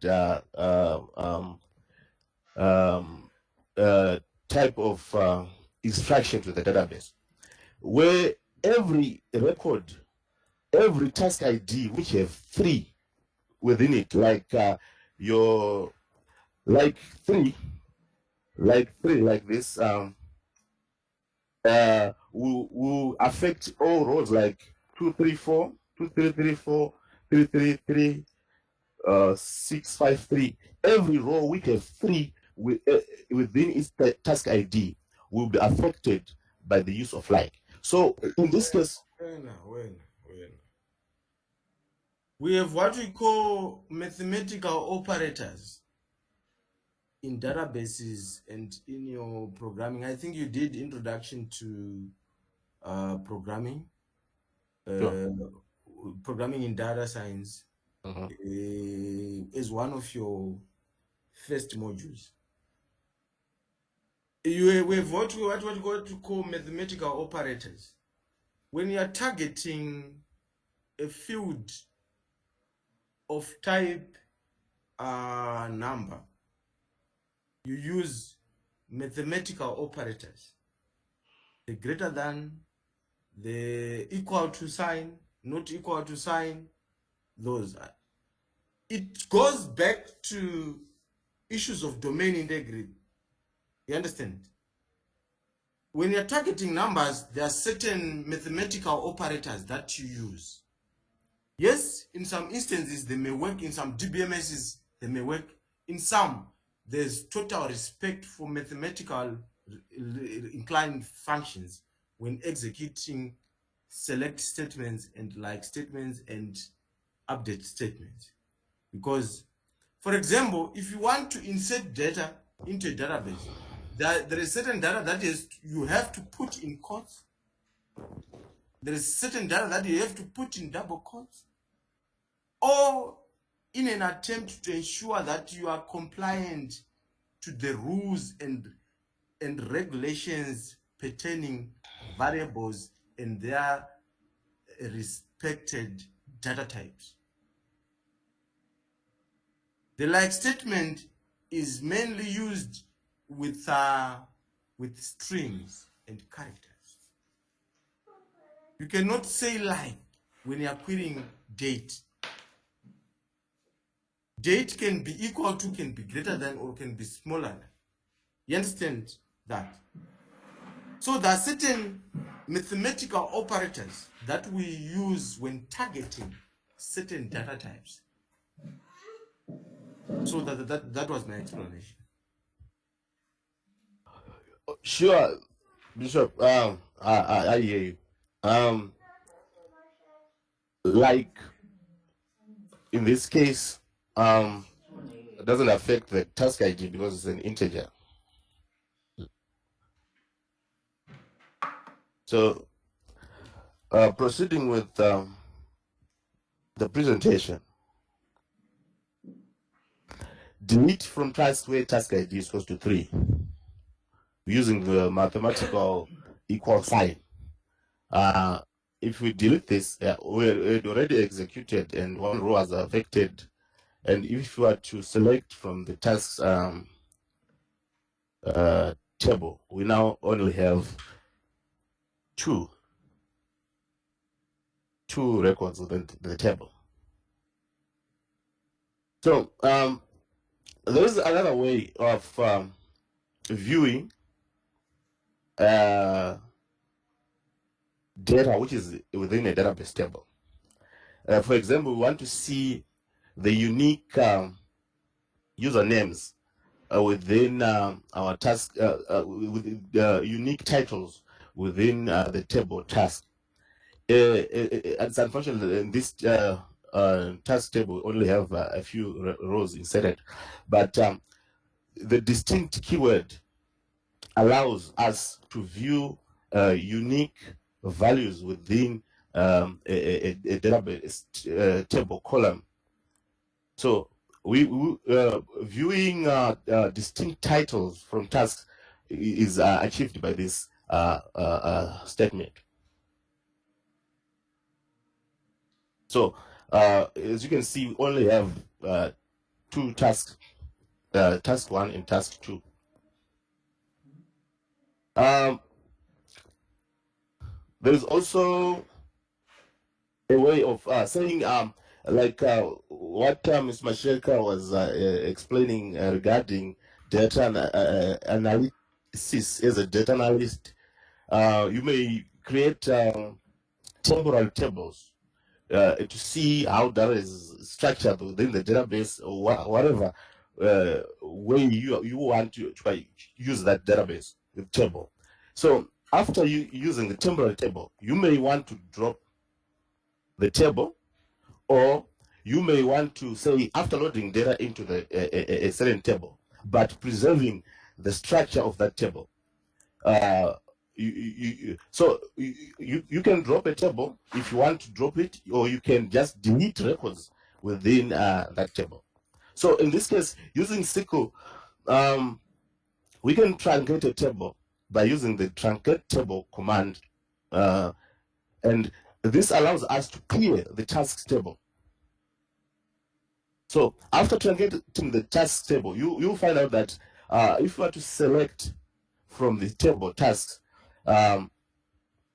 we have 0 rows. So we have managed to clear the records within the task table, but retaining the table structure. But if when we no longer need the table, suppose we no longer need the table, we just want to delete it, we can just drop the table. But this is the assumption here is that we are preserving all the integrity constraints affecting that particular that particular database table. So we can drop table tasks using this command. We no longer have that table, we no longer need it. If you are to refresh our schema here, you'll find that within the company database, we were only left with an employee table. So there are a number of SQL manipulations within the whole SQL setup. So what we have done with this presentation is that we have looked into the day-to-day work of a DBA or a data analyst, where you get to your workplace, or you get a new job as a data analyst. It's not always where you are tasked or asked to create a database. You get a new job. You are not. It's not usual for you to get there, create a new database, create a new table, load data. Most of the companies we have existing systems, existing setups, but you get there, and you are given the task to use the database. So we have one scenario where, say, someone failed to do his DBA or his data analysis work, was fired, or they dropped a live system database and it's no longer in existence. And you are tasked to use a database backup and restore it and then continue using that. Or you're just given work as a data analyst. There's an existing database, but you have to use that. It's new, you haven't used it, that system. Maybe you're pulling data from Sage or from your Open ERP, etc. So we structured where we took an example database from the internet. There are a number of practice database set up. There's an Adventure Works which you can use. We have taken this Killer. This Killer database is provided by MySQL, and its structure is like this. There's there are instructions on the installation of the Sakila database. Now, as a DBA, you take your backups.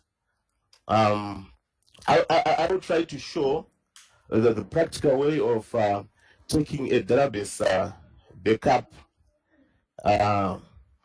or maybe I'll just show you how I did it, because I've seen that there's a lot of stuff on my machine.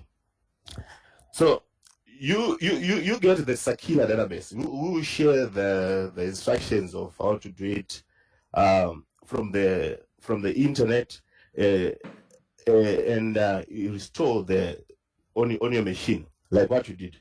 So the Sakila database is a sample database which was used to model, the old way of the movie system, where a movie shop, where people used to go and rent the film discs, etc. And this is how they structured their database. So we are going to use this the database to explain further SQL queries or SQL statements. So we have a table, actor, address, category, film actor. This is a properly normalized database, which if we are to use it for practice, I think it will help us. So we just try to present a few concepts on on SQL using this. So I will start by changing the database which I'm using. I'm the new data analyst. I've restored the database, and now I want to use the Sakila database. So I use Sakila, and control is moved from company database to the Sakila database.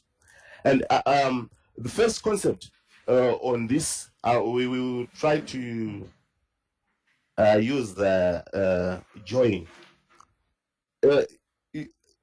As you may remember from the normalization presentation, normalization allows us to separate objects within a database. So film data is separated from actor data, or the film actor, someone who acts a certain film within the database. These tables are a result of a normalization of the whole structure of this shop. So suppose we want to see all the films within the shop and who acted what film.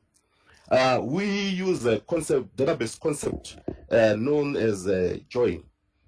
In this case, we are trying to maintain referential integrity, such that for every film which we have in the film table, we need to reference and access the actor who acted that film in the actor table. So there are two ways of doing it. And the first way, which is an implicit join, where you select, in this case, f.star, there is a database concept, a SQL concept known as aliasing. Aliasing is a way of saying, let me use it. There's a table called films. So if you want to see all films, the records in the film table, if you say select all from film, we need to give the table name film an alias. In this case, we can say else f, and we run this. We get all the films, all the records in the films table. Or we can use this. The workbench understands if whenever, even if you are to not use the as function, you can achieve the same result. So what we did here, the from statement for the implicit join, we have a table film, and we have got alias f, actor a, film actor fa. So I think we know what's in Sakila database. Some of you might not know what is in there, but you need to look into it and also understand this schema, so that you will be able to see why we are joining these tables in this way. So the implicit join allows us to say select f.star everything from the film table and everything from the actor table, from where we are going to take this from the film actor and film actor tables. These database tables, we chose them because if you look at the schema, this is what is we are told the relationships which we have on this actor, film actor, and the film. If you can see my screen here, this is what we were told about the database. So we just do that. Where the film ID in the film table is equal to the film ID into the film actor table, and the actor ID in the actor table is the same as the actor ID in this.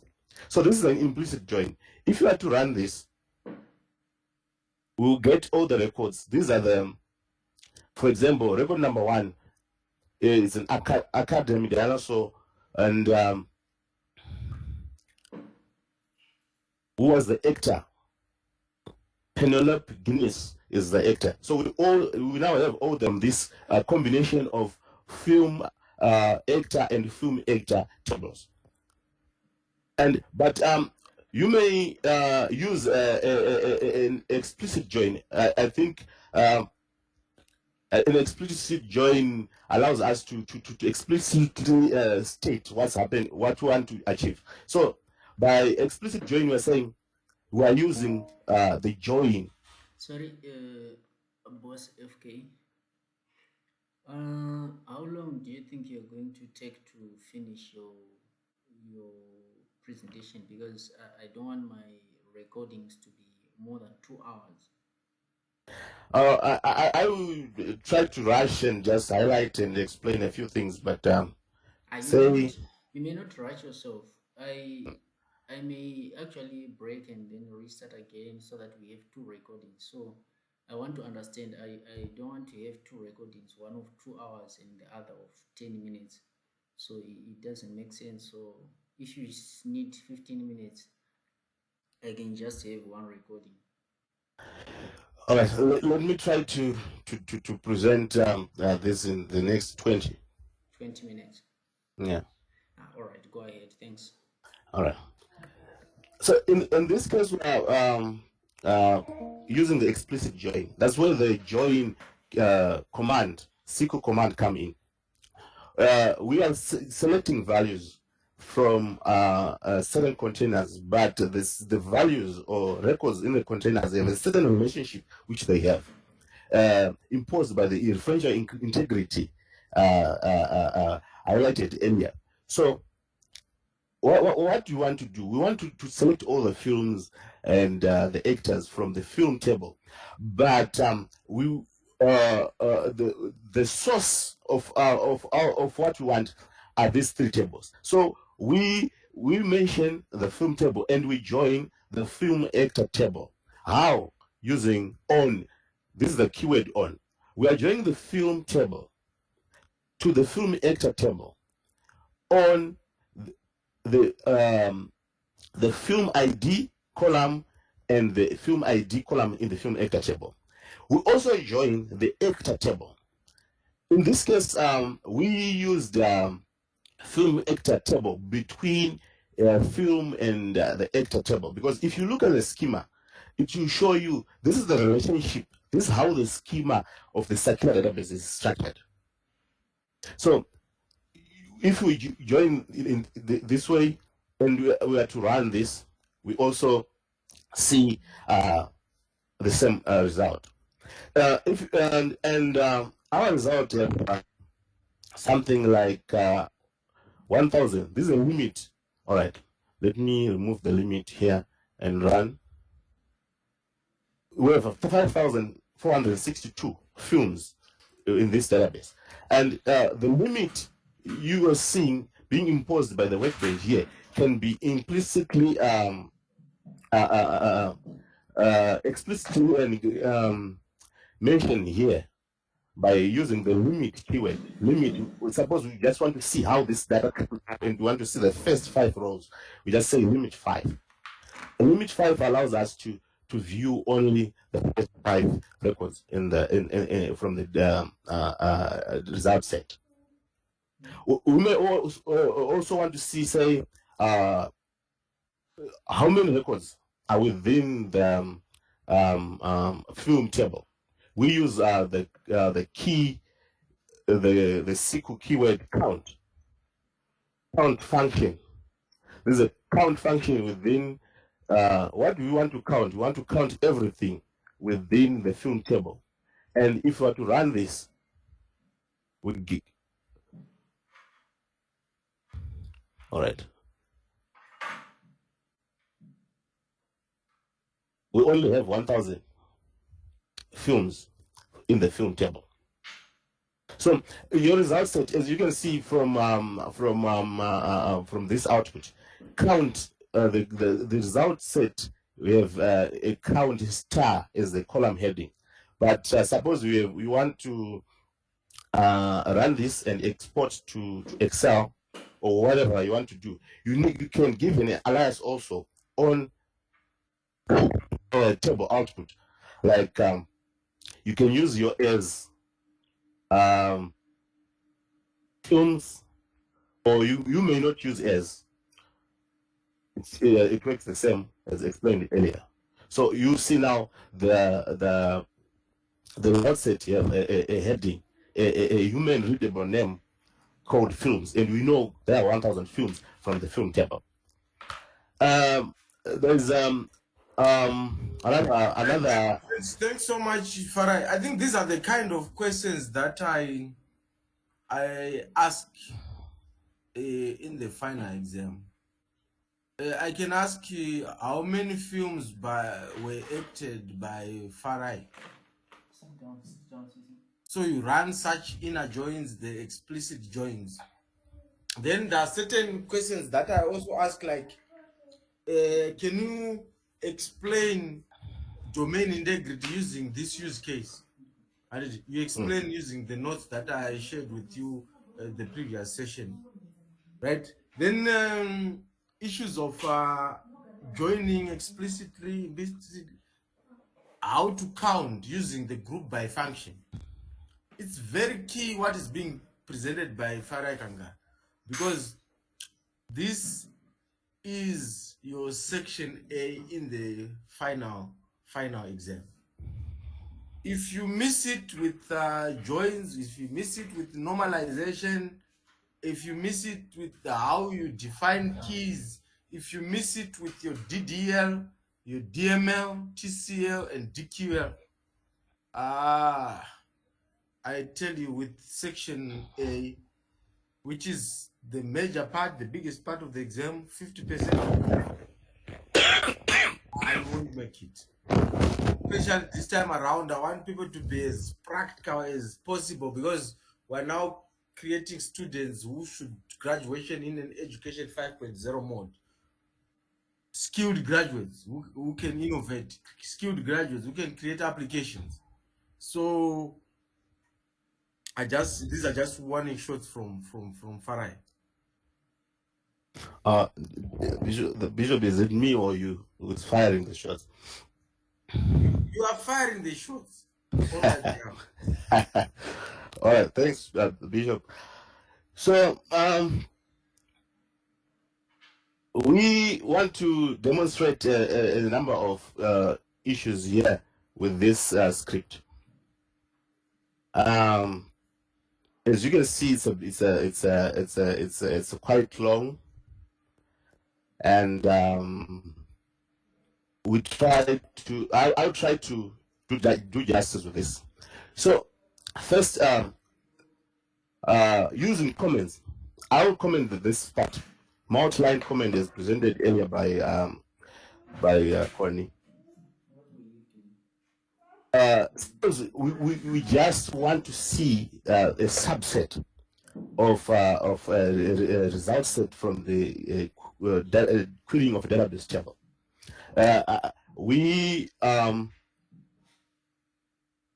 I'll comment out also this one. We want to see, in this case, films which have a rating PG, R, and G. And in this case, you see, we're using quotes. A rating column is a varchar column, and varchars are regarded as strings, and you specify what is in a database attribute or database column of the type varchar using strings like this. So the first concept, how do we pull only PG, R, and G values? We just use the keyword where. So we are selecting first name, last name, this name from film, joined by this structure where rating is goes to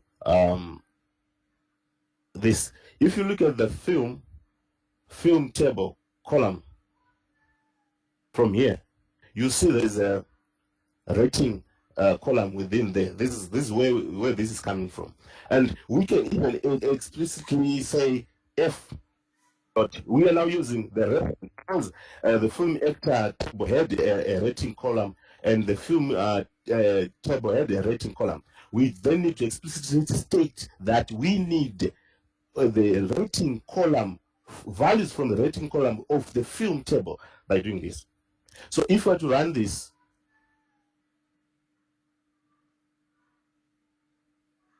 we'll get this. These are the film. Oh, all right. Let me put the F rating here.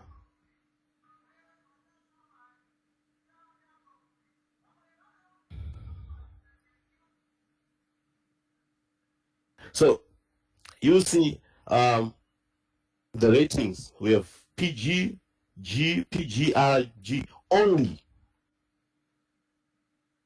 We can order this rating column so that we see exactly how this is structured.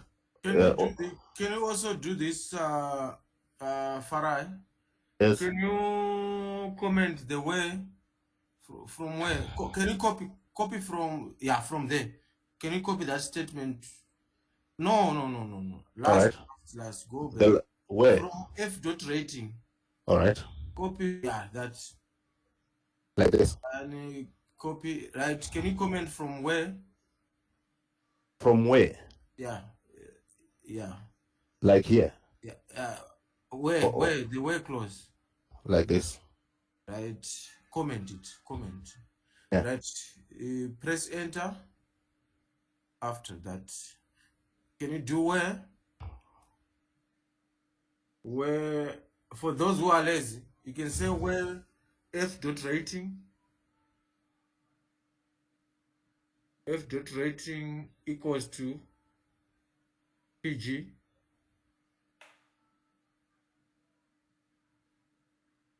or F dot rating equals to R or F dot rating equals to G. And let's see what will come out. Right. Can you run that query?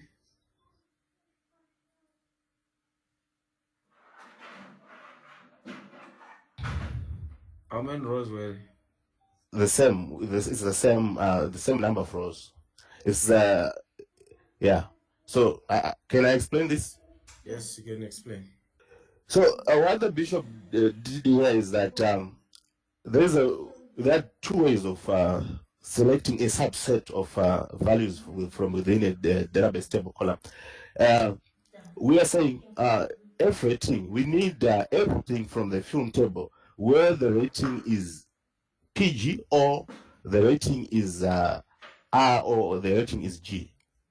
Or what I prefer, I'm lazy in typing. I just use this version where I'll use the keyword in.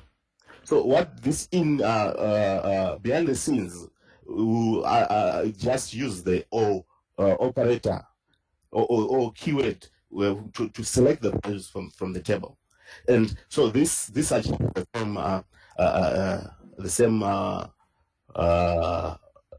result. As you can see from the messages, we have 2,150 records. So I wanted to demonstrate the order by here so that we'll see properly is the rating column properly ordered. So we can say order by F rating. By default, order by using the ascending. It's order from G. What is this? From G, we go to PG and R. Or we can order by FG rating in descending order, like this, using the DESC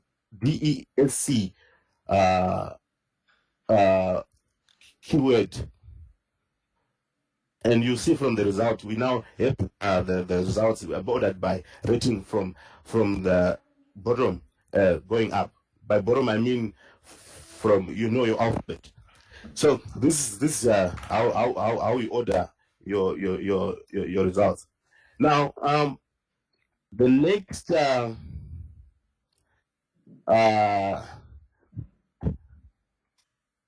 next issue which we are going to present is a sort of a limit.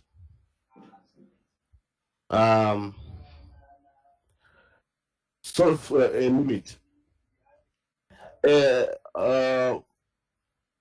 In this case, we want to see, or from this result which we've been getting from this, we want to see only records which have these ratings, and the rental rate is less than 5. So this is a mathematical operator. Rental is a numeric column. So we're using the less than. If we were to gauge the rental rate, yeah,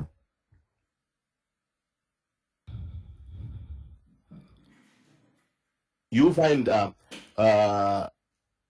these are the ratings and the rental rate. Rental rate, if you were to order this, you find 4.99 is the maximum, and 0.99 is the minimum. By ordering, I think this is standard. Even your Excel, if you double click on the column, it will order your using that column. Even on the last name, it will order using that column. So this is how it's a way of limiting your result set. Say you want rental rate less than 5. Now we want to count the number of films acted by a certain actor using in the release year. So the count keyword explained earlier. So we'll comment this out. But for every actor, we want to know the number of films, and we have given this count in alias films.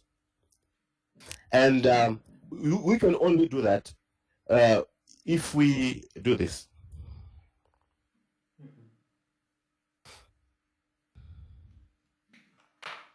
So we want to see a first name, last name, release year, and the count of films for that particular. And with the SQL now, you need to group by the records by certain values, because in this case we want to see these things by the first name, last name, and release year, and we do that by using the group by within SQL. And what is the question that you are trying to answer in this case? We want to see the number of films acted by actor A, and each end the release year of that film. You want to find the number of films that were acted by this actor. Yes. And the corresponding years. Like, for example, Farai Kangara in 2020 acted 2 films. Farai Kangara in 2021 acted 3 films. You understand? Because Sure. the moment you group by release year, it means you are going to break them by years. Sure. But if you just say Farai Kangara and then you remove the year field, you then get all the films that were acted by Farai Kangara, irrespective of the year. Sure, so sure. You can demonstrate how different it is grouping by certain field names and adding certain field names to the group by statement. Sure. Yeah. So we'll start by the number of films acted by a certain actor, taking the last name and the count of films. Remember, all the comments are ignored. That's why if I highlight this, only statements without comments are run by this. So you find for all the records within this database, Penelope is stating, but this is not ordered. We can use the order by to order that. We can just do use the workbench to order manually, like what I've been doing. You can even see who had the highest number of films, which is Susan Davis. So we want to include the release year to see in each release year how many films a certain actor. We now include this release year.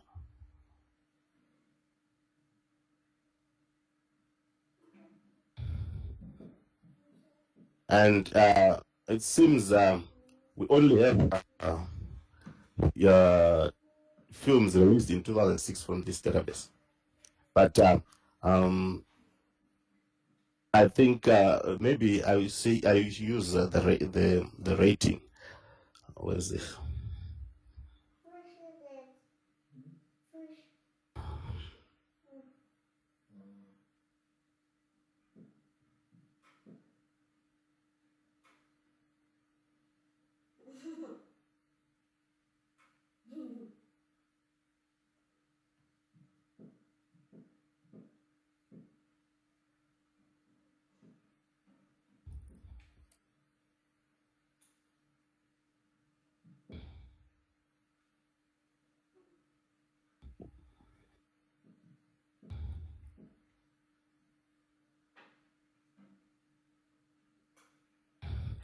Let me in order by. We want to see the first name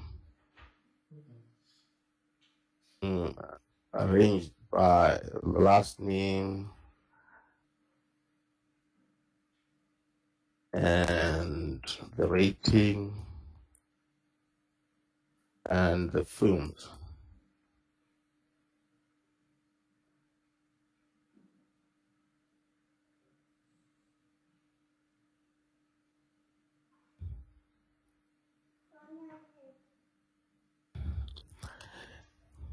So let us look at Adam Grant. Adam Grant acted 12 films with the rating G and acted 6 films with the rating PG in the 1 film with the rating R. So the order by and the group by combination allows us to have an ordered result set from a combination of attributes within the database table, depending on what you want to see from that table. So so you discover that the order by and the mathematical aggregate functions are the ones that we use when we are performing analytics. Say we want to see how certain markets are performing. We use the order by the group by statements, having statements to interrogate our data so that we make decisions. If you can actually see, you can actually see that actor number A, B, and C, they've got films in a rating category of this nature. So we are not gonna grow, we are not so we can actually perform analytics using the database. You see how important this module is in data analytics. Sure. Yeah. So I'm going to present another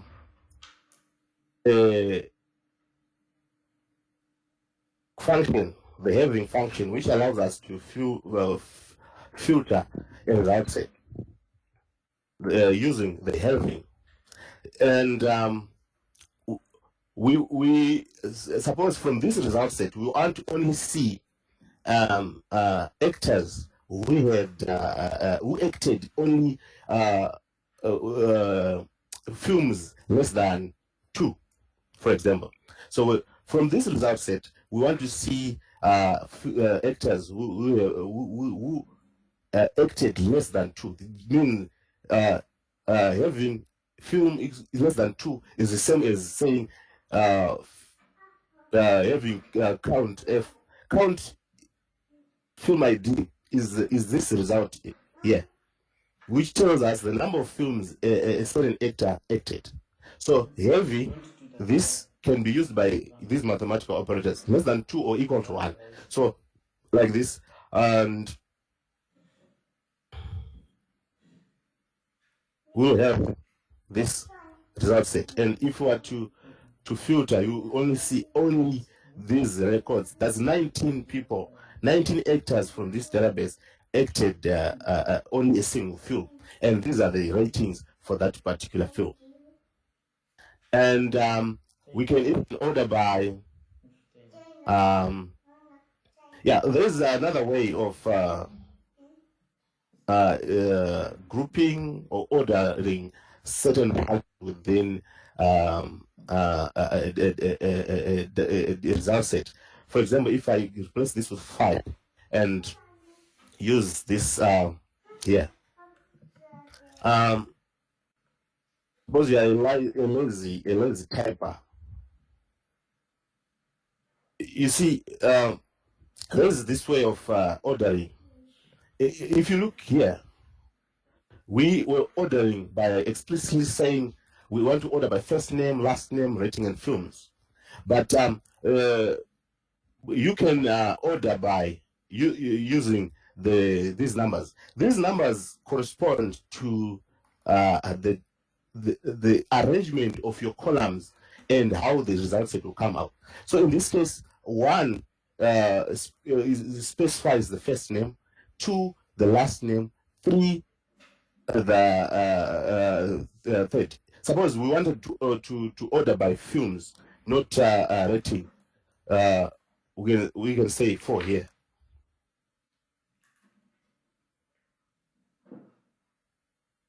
And you see this ordered by the first name, last name, and the number of films.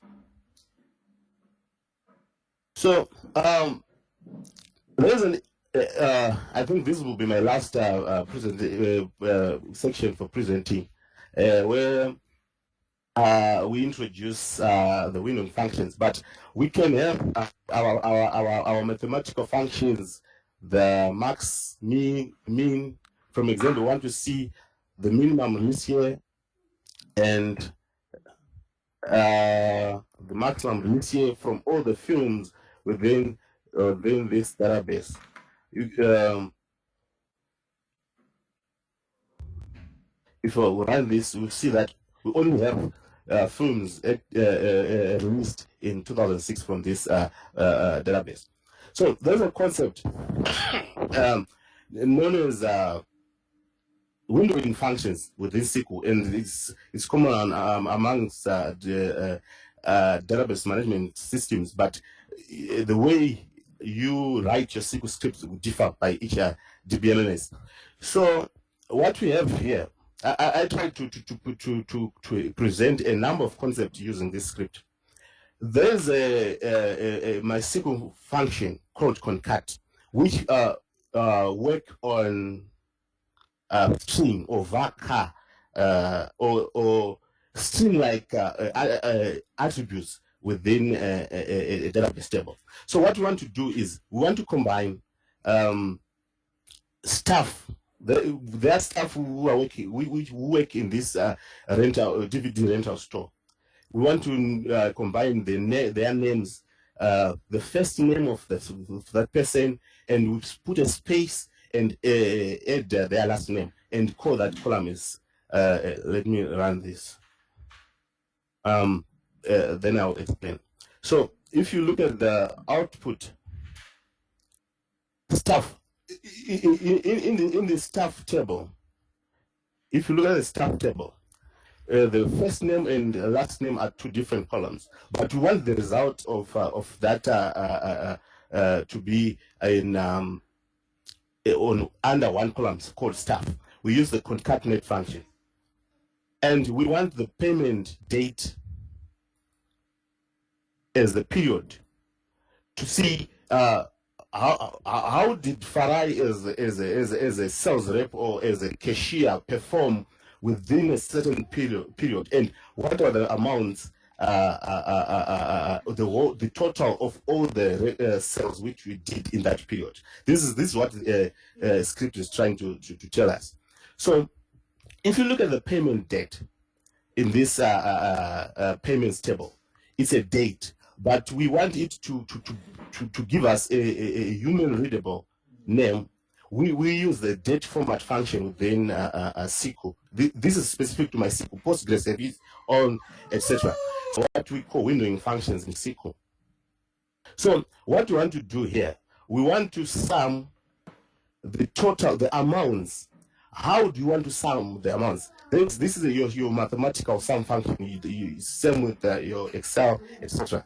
How do you want to sum this? We want to sum this over a certain result set. In this case, we specify it using the partition by SQL command. We want to partition that by the period which we have specified here. For every period, sum the amounts and give us monthly total sales. This is what we have. So this result set will tell us that Mike Hillier in August 2005 only contributed $1.99 to the total monthly sales of $10.98. John Stevens from that same period contributed the other $8.99. And the total monthly sales was this. So this is, I think, the windowing functions are even easier for your data manipulation. Suppose you then want to further use that data for analysis, etc., etc. There are a number of issues. I tried to use grouping by using 1, 2. In this case, 1 is now. When grouping, suppose we didn't use the numbers. When grouping, you then have to say group by this and explicitly write this whole thing here and this other whole thing there. But now, since we can use this, I can use 1, 2, and 1 refers to the first column, yeah, stuff, and 2 to the second, which is the period, and you get this result set. There are a number of other SQL stuff, like there's this between. Between is a function which can be used for dates and say your numbers. Say we want to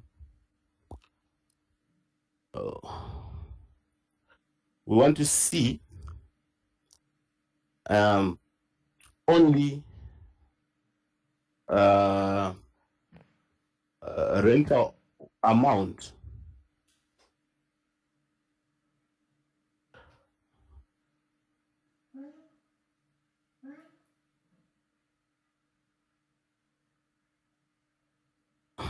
where's this? Okay, here.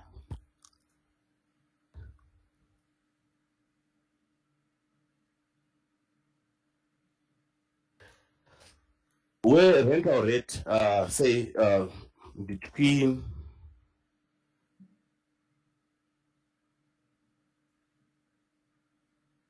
1 and 5, or 1 and 3.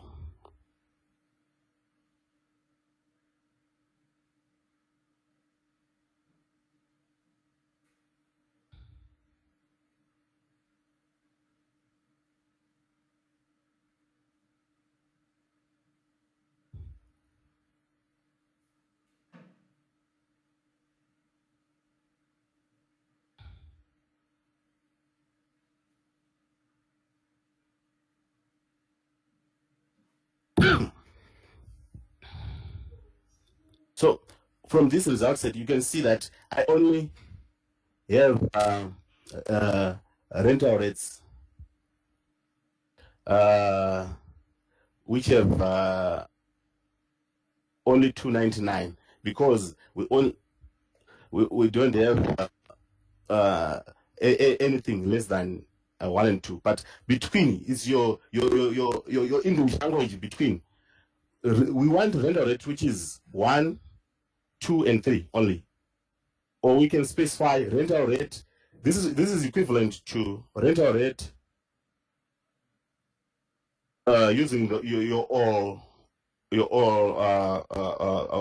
keyword rental rate is equals to 1, or rental rate is equals to 2, or rental rate equals to 3.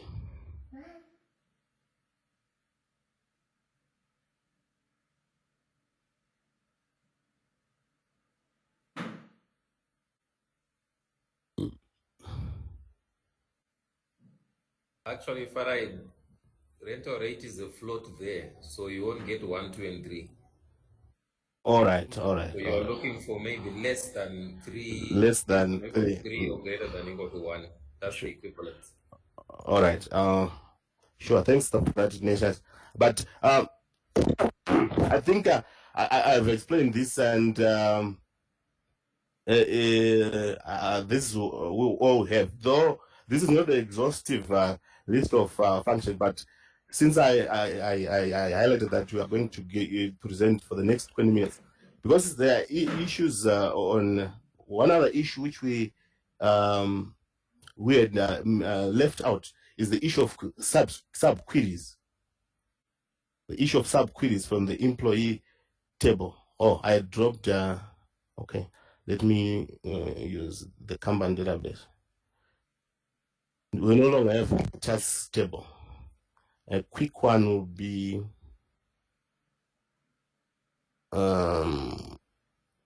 this.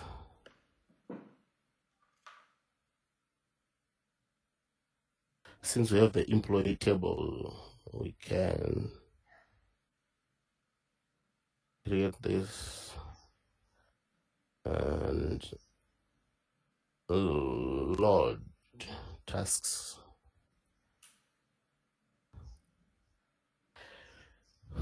I want to demonstrate the sub querying in SQL. I think this will be the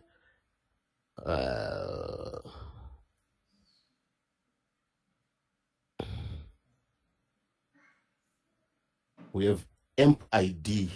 This emp ID, not employee ID. Emp ID. So what this query is showing us is this. We want to select everything from the employee table, but only if that employee having a task. So this is what this subquery. So this result set, this subquery will give us these results. Employee ID 1 and 2. These are the only employees who have tasks. Select distinct employee ID from task, and we now want to see who are the employees, or what exactly from the everything from the employee table where the employee ID is 1, 2, and they have tasks. So you have these as results. There's an issue on data control language where after creating this Kanban